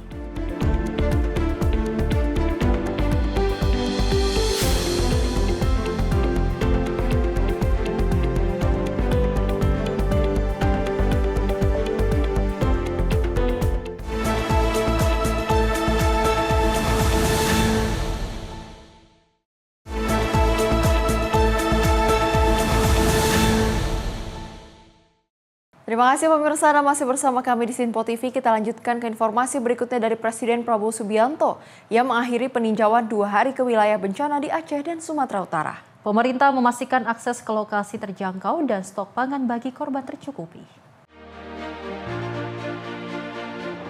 Di Pangkalan Udara Suwondo, Medan, Sumatera Utara pada Sabtu 13 Desember, Menteri Sekretaris Negara Prasetyo Hadi mengatakan bahwa Presiden Prabowo Subianto melakukan peninjauan 2 hari ke wilayah bencana di Aceh dan Sumatera Utara untuk memastikan penanganan berjalan cepat dan melihat langsung progresnya. Selama peninjauan, Prabowo juga menyapa korban bencana untuk memberi dukungan moral. Prasetyo menambahkan kebutuhan dasar seperti pakaian, obat-obatan, dan air bersih bagi para korban sudah terpenuhi. Sementara hampir seluruh rumah sakit yang sempat lumpuh kini mulai berfungsi meski belum optimal. Prasetyo juga mengapresiasi kerja keras semua pihak mulai dari TNI, Polri, BNPB, Basarnas, pemerintah daerah, relawan hingga masyarakat dan perusahaan. Ia juga menyampaikan terima kasih kepada warga Aceh dan Sumatera Utara yang menyambut kunjungan Prabowo dengan hangat serta meminta maaf jika ada hal yang kurang berkenan selama kegiatan tersebut. Semua wilayah sudah bisa terjangkau. Apa yang dibutuhkan oleh masyarakat semua juga kami cek stok kita mencukupi, kebutuhan pangan mencukupi, termasuk air bersih di Tamiang. Terus-menerus kita lakukan berkuatan. Tim redaksi Simpo TV melaporkan. Jalan dan jembatan di Aceh yang sempat terdampak banjir bandang kini mulai kembali berfungsi. Presiden Prabowo Subianto mengapresiasi kerja keras petugas dalam membuka akses utama tersebut. Saat kunjungan ke Langkat, Sumatera Utara pada 13 Desember, Presiden Prabowo Subianto menyampaikan apresiasi kepada petugas yang bekerja keras membuka kembali akses utama di wilayah terdampak banjir bandang Aceh, termasuk jembatan dan jalan penghubung yang kini mulai berfungsi. Kepala negara menekankan bahwa pembukaan akses menjadi prioritas agar distribusi bantuan dan mobilitas warga berjalan lancar. Selain Aceh Tamiang, pemerintah memastikan akses di Bener Meriah juga telah kembali tersambung. 2 pekan sebelumnya, banjir bandang dan longsor telah merusak infrastruktur konektivitas antar provinsi sehingga sebagian masyarakat sempat terisolasi. Menurut Kementerian Pekerjaan Umum, terdapat 36 titik ruas jalan terdampak bencana di Aceh. Prabowo juga menegaskan pemerintah terus mempercepat pemulihan infrastruktur dan melakukan pengecekan di berbagai titik yang sebelumnya terisolasi termasuk aliran listrik. Ia berharap pemulihan dapat selesai secara bertahap dalam waktu dekat sambil memastikan pemerintah bekerja secara maksimal. Saya ke Tamiang sudah tembus saya kira dari sini. Jadi saya ucapkan terima kasih kepada semua petugas, luar biasa pekerjaan mereka. Bener Meriah juga saya kira sudah jembatan sudah berfungsi ya, Bener Meriah ya, jembatan sudah berfungsi ya. Saya kemarin dari Takengon, Bener Meriah, masalah listrik yang ada tidak secepat yang kita harapkan karena kondisi fisik dan kondisi alam yang masih kita harus atasi ya. Menara-menara itu sangat berat, kemudian ada kendala-kendala, bagian masih banjir. Tim redaksi Simpo TV melaporkan. Tak hanya itu saja, namun Presiden Prabowo Subianto juga menegaskan jangan sampai ada budaya wisata bencana saat menyinggung terkait adanya pejabat dan para tokoh yang datang ke lokasi bencana hanya untuk mengabadikan momen dan mengambil foto. Prabowo meminta agar para pejabat yang datang ke lokasi bencana benar-benar membantu korban dan mengatasi kendala di lapangan.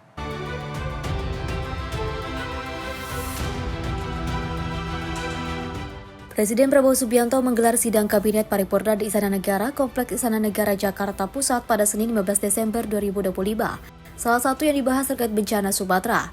Dalam sidang Kabinet, Presiden Prabowo juga menegaskan jangan sampai ada budaya wisata bencana saat menyinggung terkait adanya pejabat dan para tokoh yang datang ke lokasi bencana hanya untuk mengabadikan momen dan mengambil foto.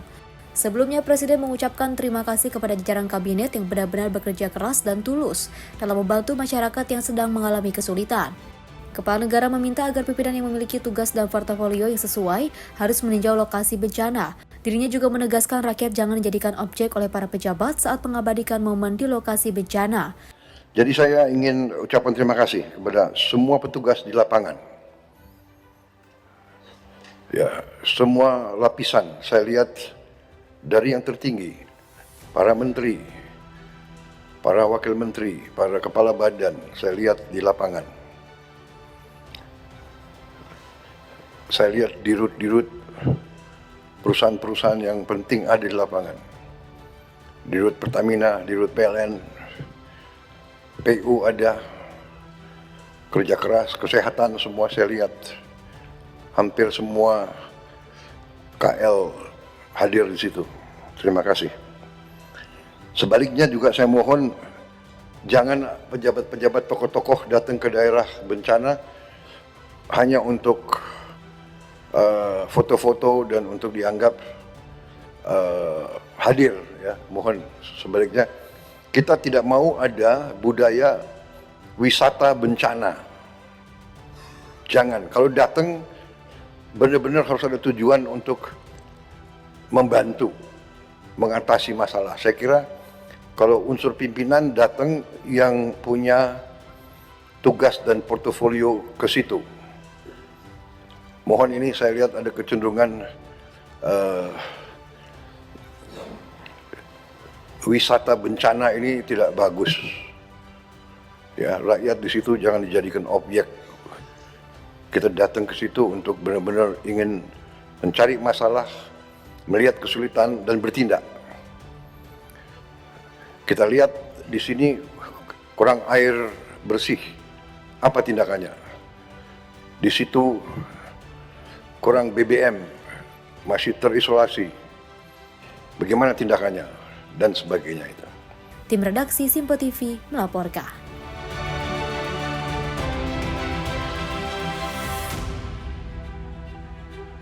Presiden Prabowo Subianto menempuh perjalanan dari Aceh ke Pakistan dan Rusia dalam 6 hari untuk menangani bencana dan agenda diplomasi internasional.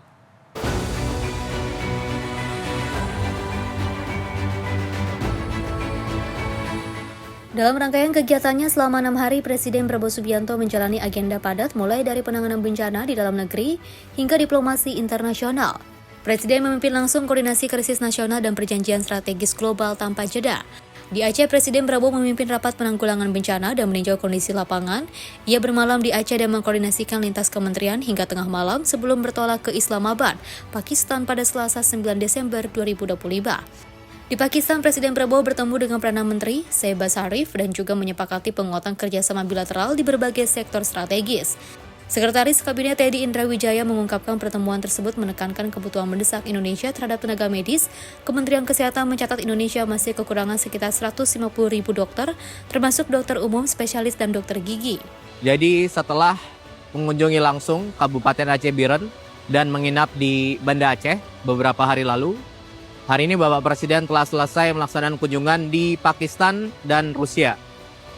Di Islamabad, Bapak Presiden dijemput langsung oleh Presiden dan Perdana Menteri Pakistan, kemudian melaksanakan beberapa pertemuan penting, singkat dan penting. Intinya yang pertama, ada beberapa perjanjian yang disepakati, ada 7 yang ditandatangani.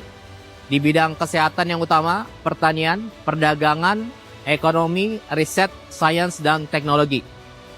Kemudian yang kedua, Bapak Presiden ingin dengan segera memperbanyak jumlah dokter di Indonesia, karena menurut data Kementerian Kesehatan, Indonesia kekurangan 150.000 dokter umum, spesialis, dan dokter gigi.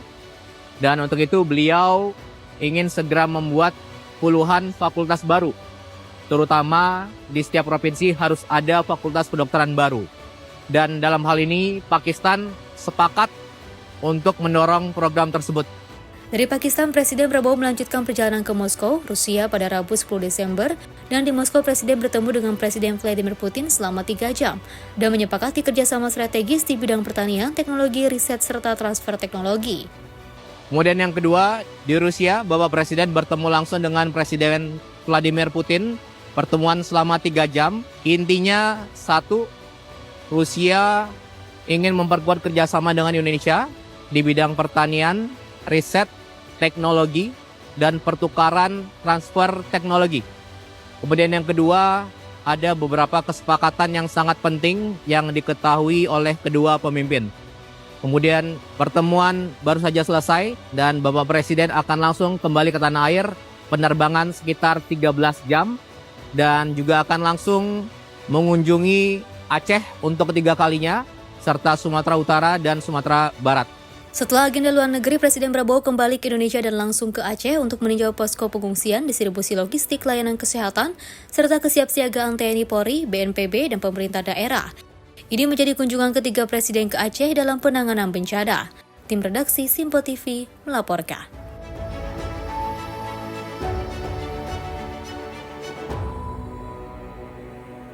Ada pula dari PT Pertamina Persero yang menyalurkan bantuan pembangkit listrik tenaga surya di Aceh Tamiang. Bantuan tersebut ditujukan untuk memenuhi kebutuhan pasokan listrik pada posko penanganan bencana. Dalam upaya mendukung kebutuhan listrik di lokasi terdampak bencana, PT Pertamina menyalurkan bantuan pembangkit listrik tenaga surya untuk menunjang operasional posko penanganan bencana di Aceh Tamiang, Aceh pada Sabtu 13 Desember 2025.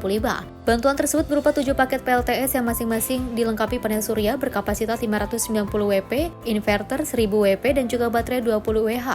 Serta 7 paket solar LED 40 watt dengan daya tahan hingga 8 jam per hari. Pasokan listrik dari PLTS tersebut digunakan untuk menopang sejumlah sektor penting antara lain operasional dapur umum, penerangan tenda pengungsian warga, penerangan water treatment plant, serta kegiatan posko-posko penanganan bencana di lokasi terdampak. Selain Aceh Tamiang, bantuan serupa juga disalurkan ke wilayah lain. Pertamina menyiapkan 5 paket PLTS untuk mendukung pemulihan pasca bencana di sejumlah daerah terisolasi di Sumatera Barat yang dijadwalkan dipasang pada Senin 15 Desember, serta 3 paket PLTS untuk penanganan pasca bencana di Sibolga yang saat ini masih dalam proses pengiriman melalui jalur darat. Tim redaksi Simpo TV melaporkan. Kita beralih ke informasi lainnya, pemirsa, di mana Kementerian atau Menteri dari PPPA Arifah Fauzi menggandeng Kementerian Kelautan dan Perikanan dalam pengiriman bantuan logistik kemanusiaan ke wilayah Sumatera. Dan hal ini dilakukan untuk mendukung pemulihan korban bencana banjir di wilayah Sumatera. Menteri Pemberdayaan Perempuan dan Perlindungan Anak Arifah Fauzi dengan Komandan Satgas KKP Peduli Bencana Aceh melakukan pengiriman bantuan kemanusiaan melalui kapal pengawas Orka 6 milik KKP di pangkalan PSDKP KKP Muara Baru, Jakarta Utara pada Sabtu 13 Desember 2025. Arifah menyampaikan apresiasi kepada KKP serta mitra seperti Perempuan Konghucu, Indonesia, Unilever, dan Dana Kependudukan Perserikatan Bangsa-Bangsa turut berempati membantu masyarakat Sumatera sekaligus mendoakan pemulihan korban dan kelancaran penanganan pasca bencana. Bantuan kemanusiaan berupa logistik hingga pakaian layak pakai akan dikirim untuk membantu korban banjir dan tanah longsor di Aceh, Sumatera Utara, dan juga Sumatera Barat. Arifah menuturkan dalam penanganan bencana, Kementerian PPPA menekankan pendekatan sensitif gender, pendataan terpilah perempuan dan anak, reunifikasi keluarga terpisah, serta layanan mobil sapa untuk pendampingan, informasi dan kebutuhan trauma healing. Hari ini kami dari Kementerian Pemberdayaan Perempuan dan Perlindungan Anak berkolaborasi dengan Kementerian Kelautan dan Perikanan Republik Indonesia dan juga beberapa mitra kami ada dari Perempuan Konghucu Indonesia, dari Unilever, dan juga dari UNFPA. Bagaimana kami berkolaborasi untuk bersama-sama membantu keluarga kami yang ada di Sumatera Utara, Sumatera Barat, dan juga di Aceh. Perempuan dan anak ini termasuk kelompok rentan dalam berbagai situasi, khususnya situasi dalam kondisi bencana. Untuk ibu-ibu yang dalam kondisi hamil, sedang menantikan kelahirannya 2 minggu lagi, kami sudah berkoordinasi secara intens dengan 3 dinas pemberdayaan perempuan perlindungan anak di 3 provinsi. Di situ ada trauma healing, kemudian ada klaster tentang kesehatan reproduksi. Jadi ada pengawalan, ada pendampingan, kemudian ada edukasi juga bagaimana seorang ibu mempersiapkan kelahirannya di suasana yang terbatas seperti itu. Jadi ini juga bukan dari kementerian kami saja, tapi juga kolaborasi dengan Kementerian Kesehatan, BKKBN, dan lain sebagainya. Pendampingan psikososial pun juga dilakukan berkelanjutan bagi perempuan, anak, dan keluarga di pengungsian melalui kolaborasi dengan kementerian terkait, serta pemerintah daerah agar pemulihan mental berjalan optimal pasca bencana. Tim redaksi Simpo TV melaporkan. Kita ke informasi lainnya yang sedang viral, pemirsa, di mana akibat adanya kasus penipuan wedding by Ayu Puspita, Asosiasi Wedding Organizer se-Jabodetabek menegaskan bahwa Ayu Puspita bukan kategori wedding organizer seperti dalam media pemberitaan, melainkan mendompleng nama WO. Selain itu, Asosiasi WO juga mengaku alami penurunan kepercayaan dari masyarakat dari kasus tersebut.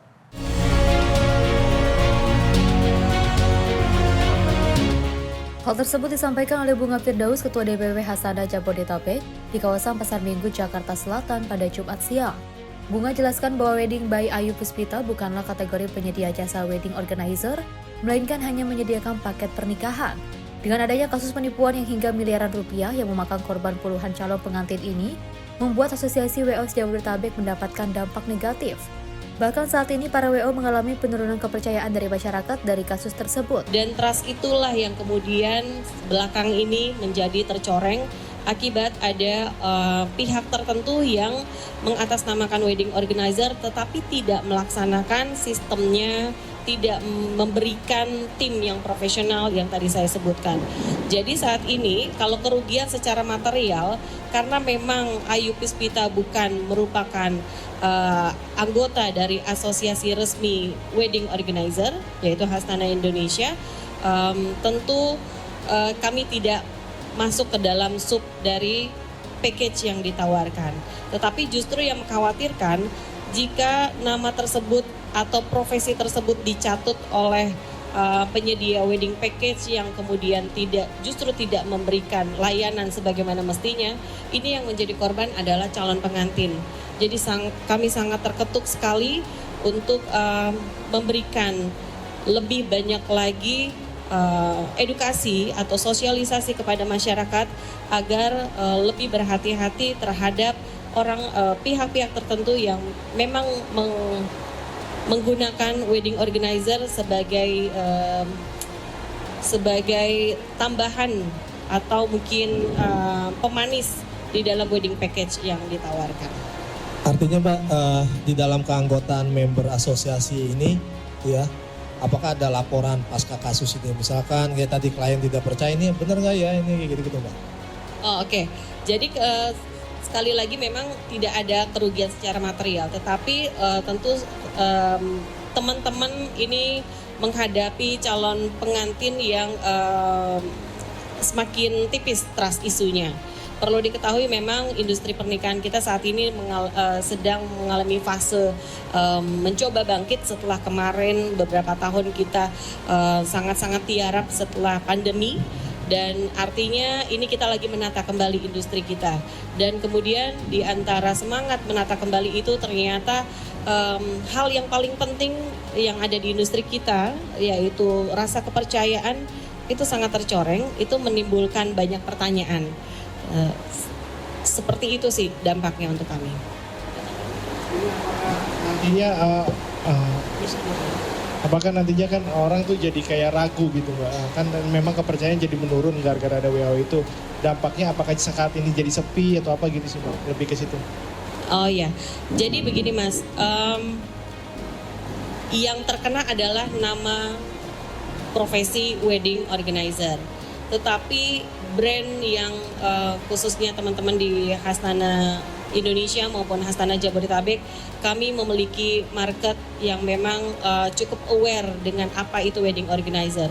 Tapi kenapa hari ini kita speak up? Kami tidak mengamankan ladang kami pada dasarnya, tetapi kami justru sangat prihatin terhadap seluruh calon pengantin yang ada di luar sana yang masih memiliki potensi terkena lagi oknum-oknum seperti ini. Jadi kami terketuk untuk memberikan edukasi, menjelaskan kembali apa itu wedding organizer.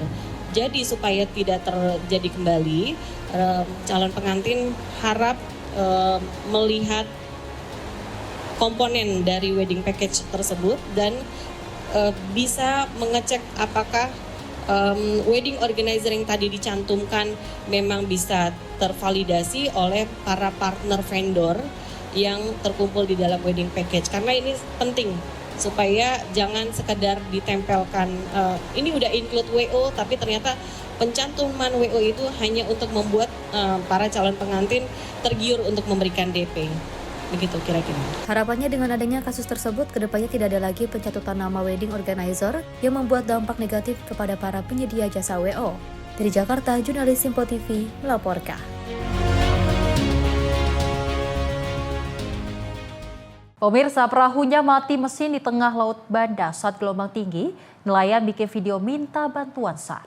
Tim SAR dikerahkan ke lokasi kejadian, berhasil menemukan korban setelah 1 jam pencarian.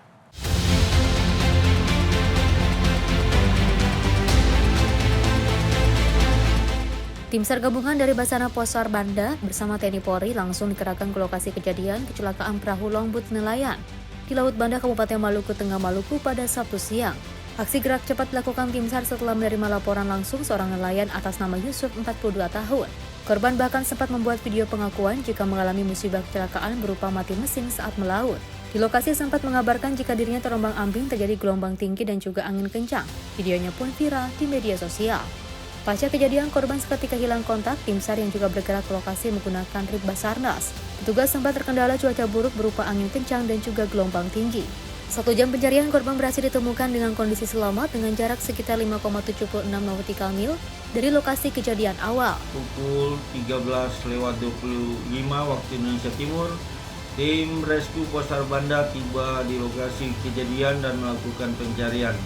Selanjutnya pada pukul 14.40 WIT, tim SAR gabungan berhasil menemukan korban dalam keadaan selamat arah selatan dengan jarak 5,76 nautical mile dari LKK awal. Selanjutnya korban dievakuasi ke Pelabuhan Banda. Pada pukul 15.55 WT, tim SAR gabungan tiba di Pelabuhan Banda. Sehubungan dengan telah ditemukan korban dalam keadaan selamat, maka operasi SAR dinyatakan selesai. Perahu korban langsung ditarik ke daratan Pulau Banda. Korban juga telah diserahkan ke pihak keluarga. Tim Liputan Simpo TV melaporkan.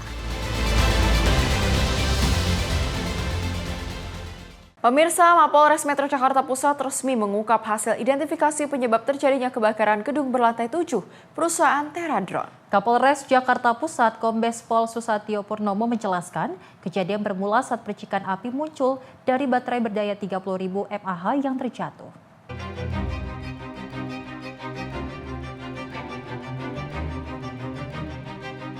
Kapolres Jakarta Pusat Kombes Pol Susatyo Purnomo mengatakan bahwa pihaknya telah melakukan pemeriksaan terhadap 11 orang saksi dalam perkara kebakaran gedung Teradron yang menyebabkan 22 orang kehilangan nyawa. Berdasarkan hasil pemeriksaan, polisi menyebut 2 orang saksi kunci dalam peristiwa itu memberikan keterangan yang sama secara spesifik dan tidak jauh berbeda, yakni kebakaran disebabkan karena percikan api yang timbul dari baterai berdaya 30.000 mAh yang jatuh di gudang penyimpanan dan menyambar ke baterai lainnya, hingga menyebabkan api membesar dan melahap seluruh isi gedung. Polisi juga mengatakan mayoritas korban yang meninggal disebabkan karena kehabisan oksigen, serta terdapat kandungan karbon monoksida dalam darah jasad korban. Terlebih, polisi juga menyebut bahwa gedung tidak memiliki standar operasional prosedur yang tepat terkait dengan keamanan, dan hal itu dilihat dari tidak adanya tangga darurat, kurangnya alat pemadam kebakaran, dan minimnya pengetahuan tentang keselamatan kerja. Bahwa baterai ya, ukuran yang 30.000 mAh itu dalam tumpukan, ada sekitar 4 tumpukan, jatuh. Kemudian menurut saksi, dari sejak jatuh itu kemudian timbul percikan api, di mana di tempat tersebut juga terdapat baterai-baterai lainnya. Selain baterai yang rusak, juga ada baterai-baterai yang sedang diservis dan sebagainya. Kemudian menyambar sehingga akhirnya di lantai 1 itu seluruhnya terbakar, ya, terbakar. Kemudian khususnya di ruang inventory atau gudang mapping, tempat penyimpanan baterai drone lithium polimer atau LiPo. Atas peristiwa tersebut, polisi pun menetapkan NWW selaku Direktur Utama perusahaan Teradron sebagai tersangka. Tersangka pun dijerat dengan pasal 359 KUHP tentang kelalaian yang menyebabkan orang lain meninggal dunia dengan ancaman penjara paling lama 5 tahun. Dari Jakarta, Sri Dewi Andayani, Rona Bayu, Simpo TV melaporkan.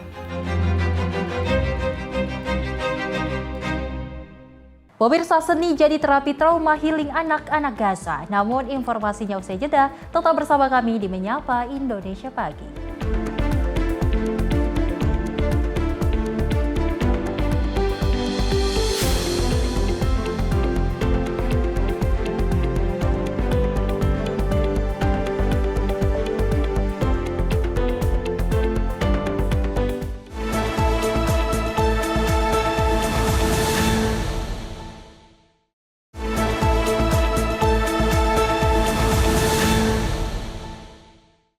Terima kasih pemirsa, Anda masih bersama kami di Menyapa Indonesia Pagi.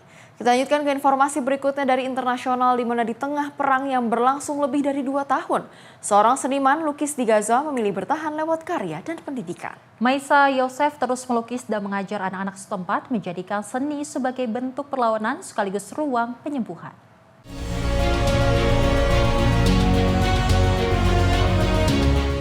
Inilah rekaman video memperlihatkan Maisa Yosef melukis di tengah keterbatasan. Sementara sejumlah anak-anak terlihat memamerkan hasil karya mereka dengan wajah bangga. Lukisan-lukisan itu menggambarkan kehancuran rumah, pengungsian hingga kehidupan sehari-hari di tengah perang di Gaza. Yosef juga menyebut seni kini bukan lagi sebuah kemewahan, namun kebutuhan penting yang setara dengan makanan dan obat-obatan. Menurutnya, seni menjadi cara untuk menyampaikan cerita secara utuh serta mendokumentasikan pengalaman pahit yang telah dilalui selama 2 tahun terakhir. Workshop seni yang juga dikelola Yosef menjadi ruang bercerita dan juga penyembuhan. Dalam kegiatan bertajuk Pieces of Our House, anak-anak menggunakan benda-benda sisa reruntuhan rumah untuk diubah menjadi karya lukisan. Yosef juga menyatakan seni juga berperan sebagai terapi bagi anak-anak yang mengalami trauma berat akibat perang. Melalui melukis, mereka diajak melepaskan beban emosional dan memulihkan kondisi psikologis.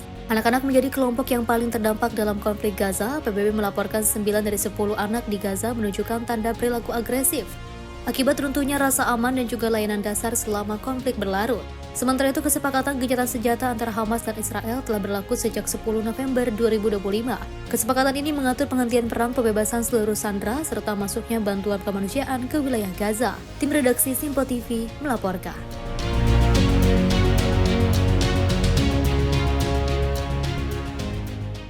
Pemirsa, CEO Danantara Rosan Roslani dan CIO Danantara Pandu Syahrir disambut hangat oleh Duta Besar Indonesia untuk Persatuan Emirat Arab, Judah Nugraha. Selain itu, ketiganya juga berdialog dengan Chairman Damak Group, Hussein Sakhwani.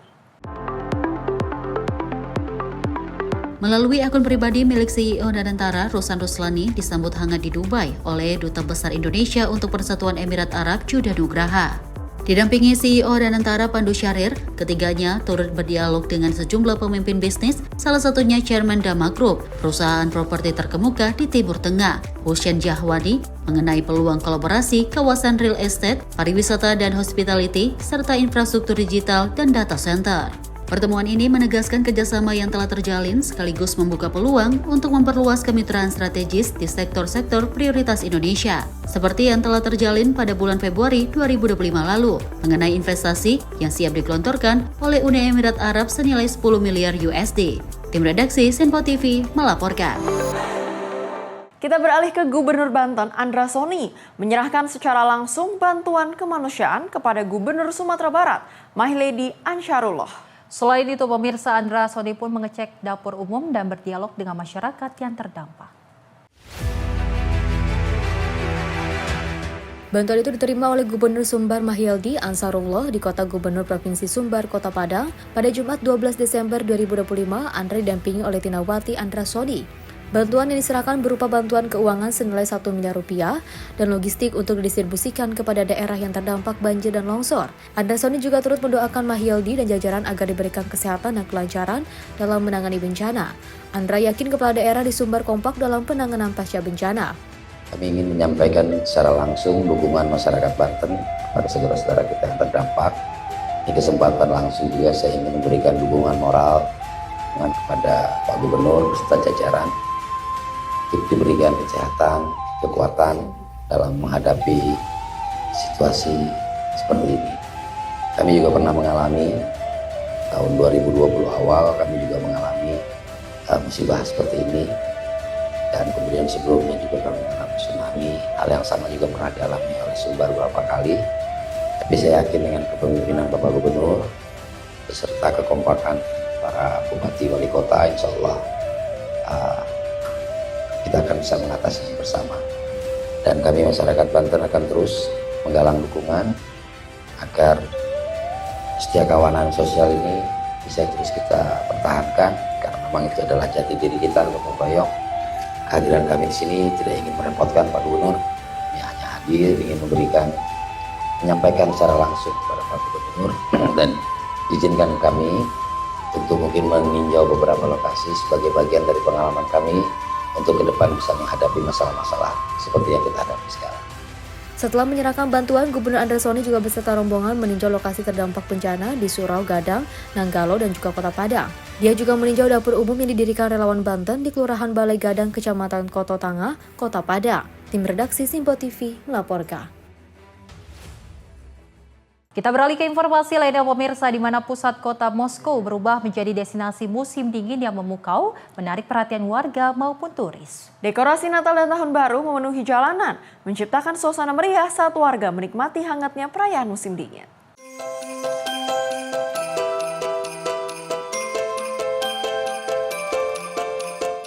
Pusat kota Moskow menjelma menjadi Winter Wonderland dengan tampilan pesta akhir tahun yang memikat, menarik perhatian warga maupun turis yang melintas.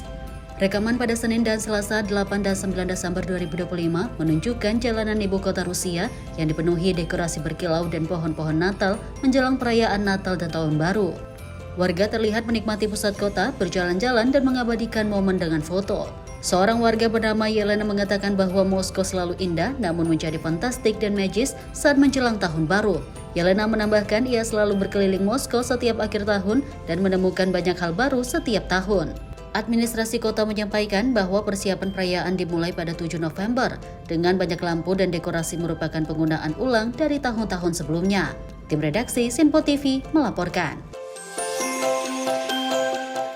Badai Byron memicu hujan lebat di Cyprus membuat Departemen Meteorologi Yunani mengeluarkan peringatan cuaca kuning pada Rabu 10 Desember 2025.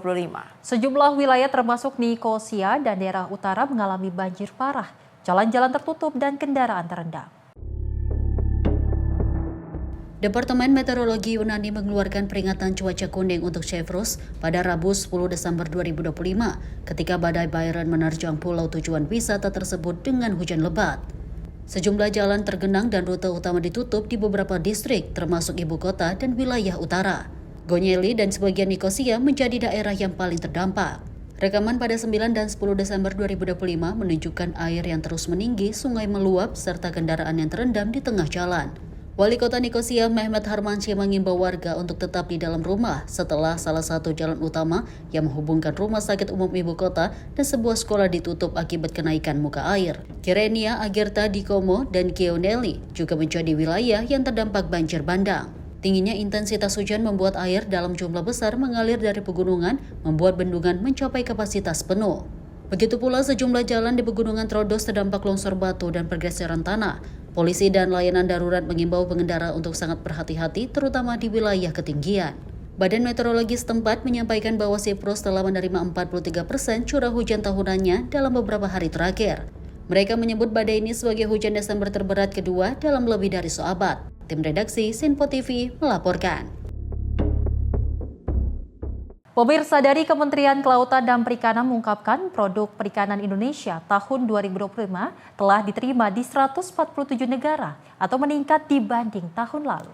KKP menyampaikan bahwa pemantauan mutu hasil perikanan terus diperkuat melalui monitoring di sejumlah kabupaten kota.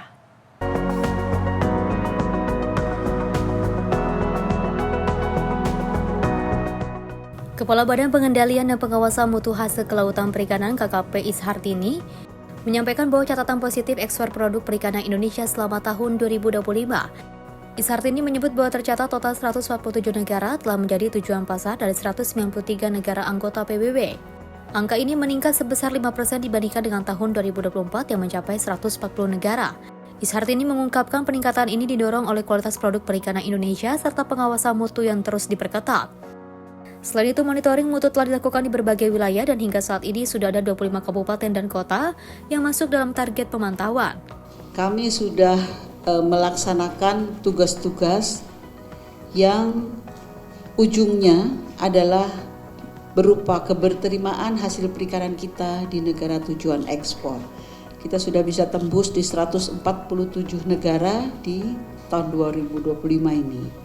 Kemudian kita juga lakukan sertifikasi terhadap unit pengolahan ikan dan dilakukan surveillance terhadap penerapan traceability mereka. Sudah 1.104 unit pengolahan ikan kita selesaikan. Kemudian kita juga lakukan monitoring mutu hasil perikanan kita di beberapa kabupaten kota, sudah ada 25 kabupaten kota sesuai dengan target. Kita juga menerbitkan sertifikasi untuk HACCP di produk perikanan. Dari target 3.000 kita sudah selesaikan 2.986, sedikit lagi kita bisa sesuai target. Dari Jakarta, Jiana Bila, Mutia Anggiani, Sinpo TV melaporkan. Pemirsa, Organisasi Masyarakat Mujadalah Kiai Kampung atau MKK mengirimkan usulan resmi penanganan bencana kepada Presiden Prabowo Subianto. Dalam usulannya, MKK mendorong pemerintah untuk membuka lelang terbatas kayu gelondongan di wilayah terdampak bencana Sumatera sebagai langkah percepatan pemulihan.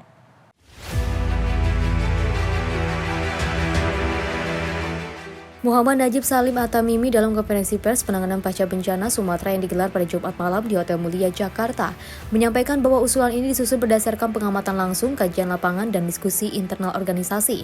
Menurut Najib, tumpahan kayu gelondangan di lokasi bencana yang mencapai jumlah sangat besar menjadi hambatan utama dalam pemulihan. Jika ditangani sepenuhnya oleh pemerintah, biaya dan durasi pembersihan akan sangat signifikan. Karena itu MKK mengusulkan pembersihan kayu gelondongan melalui mekanisme lelang terbatas atau seleksi terbuka bagi perusahaan swasta yang mampu menyelesaikan pembersihan secara cepat dan tuntas. Namun MKK menegaskan bahwa pentingnya transparansi, akuntabilitas, dan pengawasan pihak berwenang untuk mencegah penyimpangan dan memastikan kepentingan negara serta masyarakat tetap menjadi prioritas. MKK meyakinkan bahwa skema ini dapat menjadi strategi efisien dalam situasi darurat bencana, serta mampu memastikan proses penanganan yang lebih cepat, efisien, dan tepat sasaran. Assalamualaikum warahmatullahi wabarakatuh. Kita tidak masuk sampai pemulihan yang dimaksud tadi, tapi bisa kita saksikan bersama pergerakan masyarakat terhambat banget, termasuk pemerintah menyampaikan bantuan juga susah terhalang oleh kayu-kayu tersebut. Nah itu kalau dilakukan oleh pemerintah pembersihannya itu akan makan biaya yang cukup besar. Sedangkan kondisi seperti ini sekarang mesti ngambil tindakan cepat. Maka setelah kami rembuk, jalan yang paling sederhana dan saling menguntungkan antara pemerintah, swasta maupun masyarakat yang terhambat infrastrukturnya, ya mungkin itu kalau bisa diterima. Surat sudah kita sampaikan tadi pada Presiden. Semoga ini dapat membantu masyarakat yang sangat susah saat ini. Apa yang harus dilakukan? Ini yang menjadi concern kami di Mujadalah Kiai Kampung gitu ya. Sehingga kami mengusulkan untuk penanganan bencana yang segera ini dilakukan, khususnya adalah agar pemerintah dapat melaksanakan mekanisme lelang terbatas atau seleksi terbuka bagi perusahaan-perusahaan swasta yang berminat untuk melakukan pembersihan kayu gelondongan di wilayah terdampak tadi itu. Yang kedua juga perlu bahwa kayu yang ada itu diberikan sebagai kompensasi secara cuma-cuma kepada perusahaan yang dipilih, yang terpilih sebagai imbalan atas kewajiban mereka untuk melakukan pembersihan secara cepat dan tuntas sesuai dengan batas waktu yang ditetapkan pemerintah. Surat resmi ini dikirimkan langsung kepada Presiden Prabowo Subianto dan diharapkan mendapat pertimbangan demi mempercepat pemulihan wilayah terdampak bencana di Sumatera. Dari Jakarta, Dion Balau, Simpo TV melaporkan. Sementara itu, pemirsa, dari Otoritas Jasa Keuangan memperluas akses pembiayaan dan mendorong pendalaman pasar keuangan melalui pemanfaatan pemeringkatan kredit alternatif atau PKA khususnya bagi pelaku UMKM.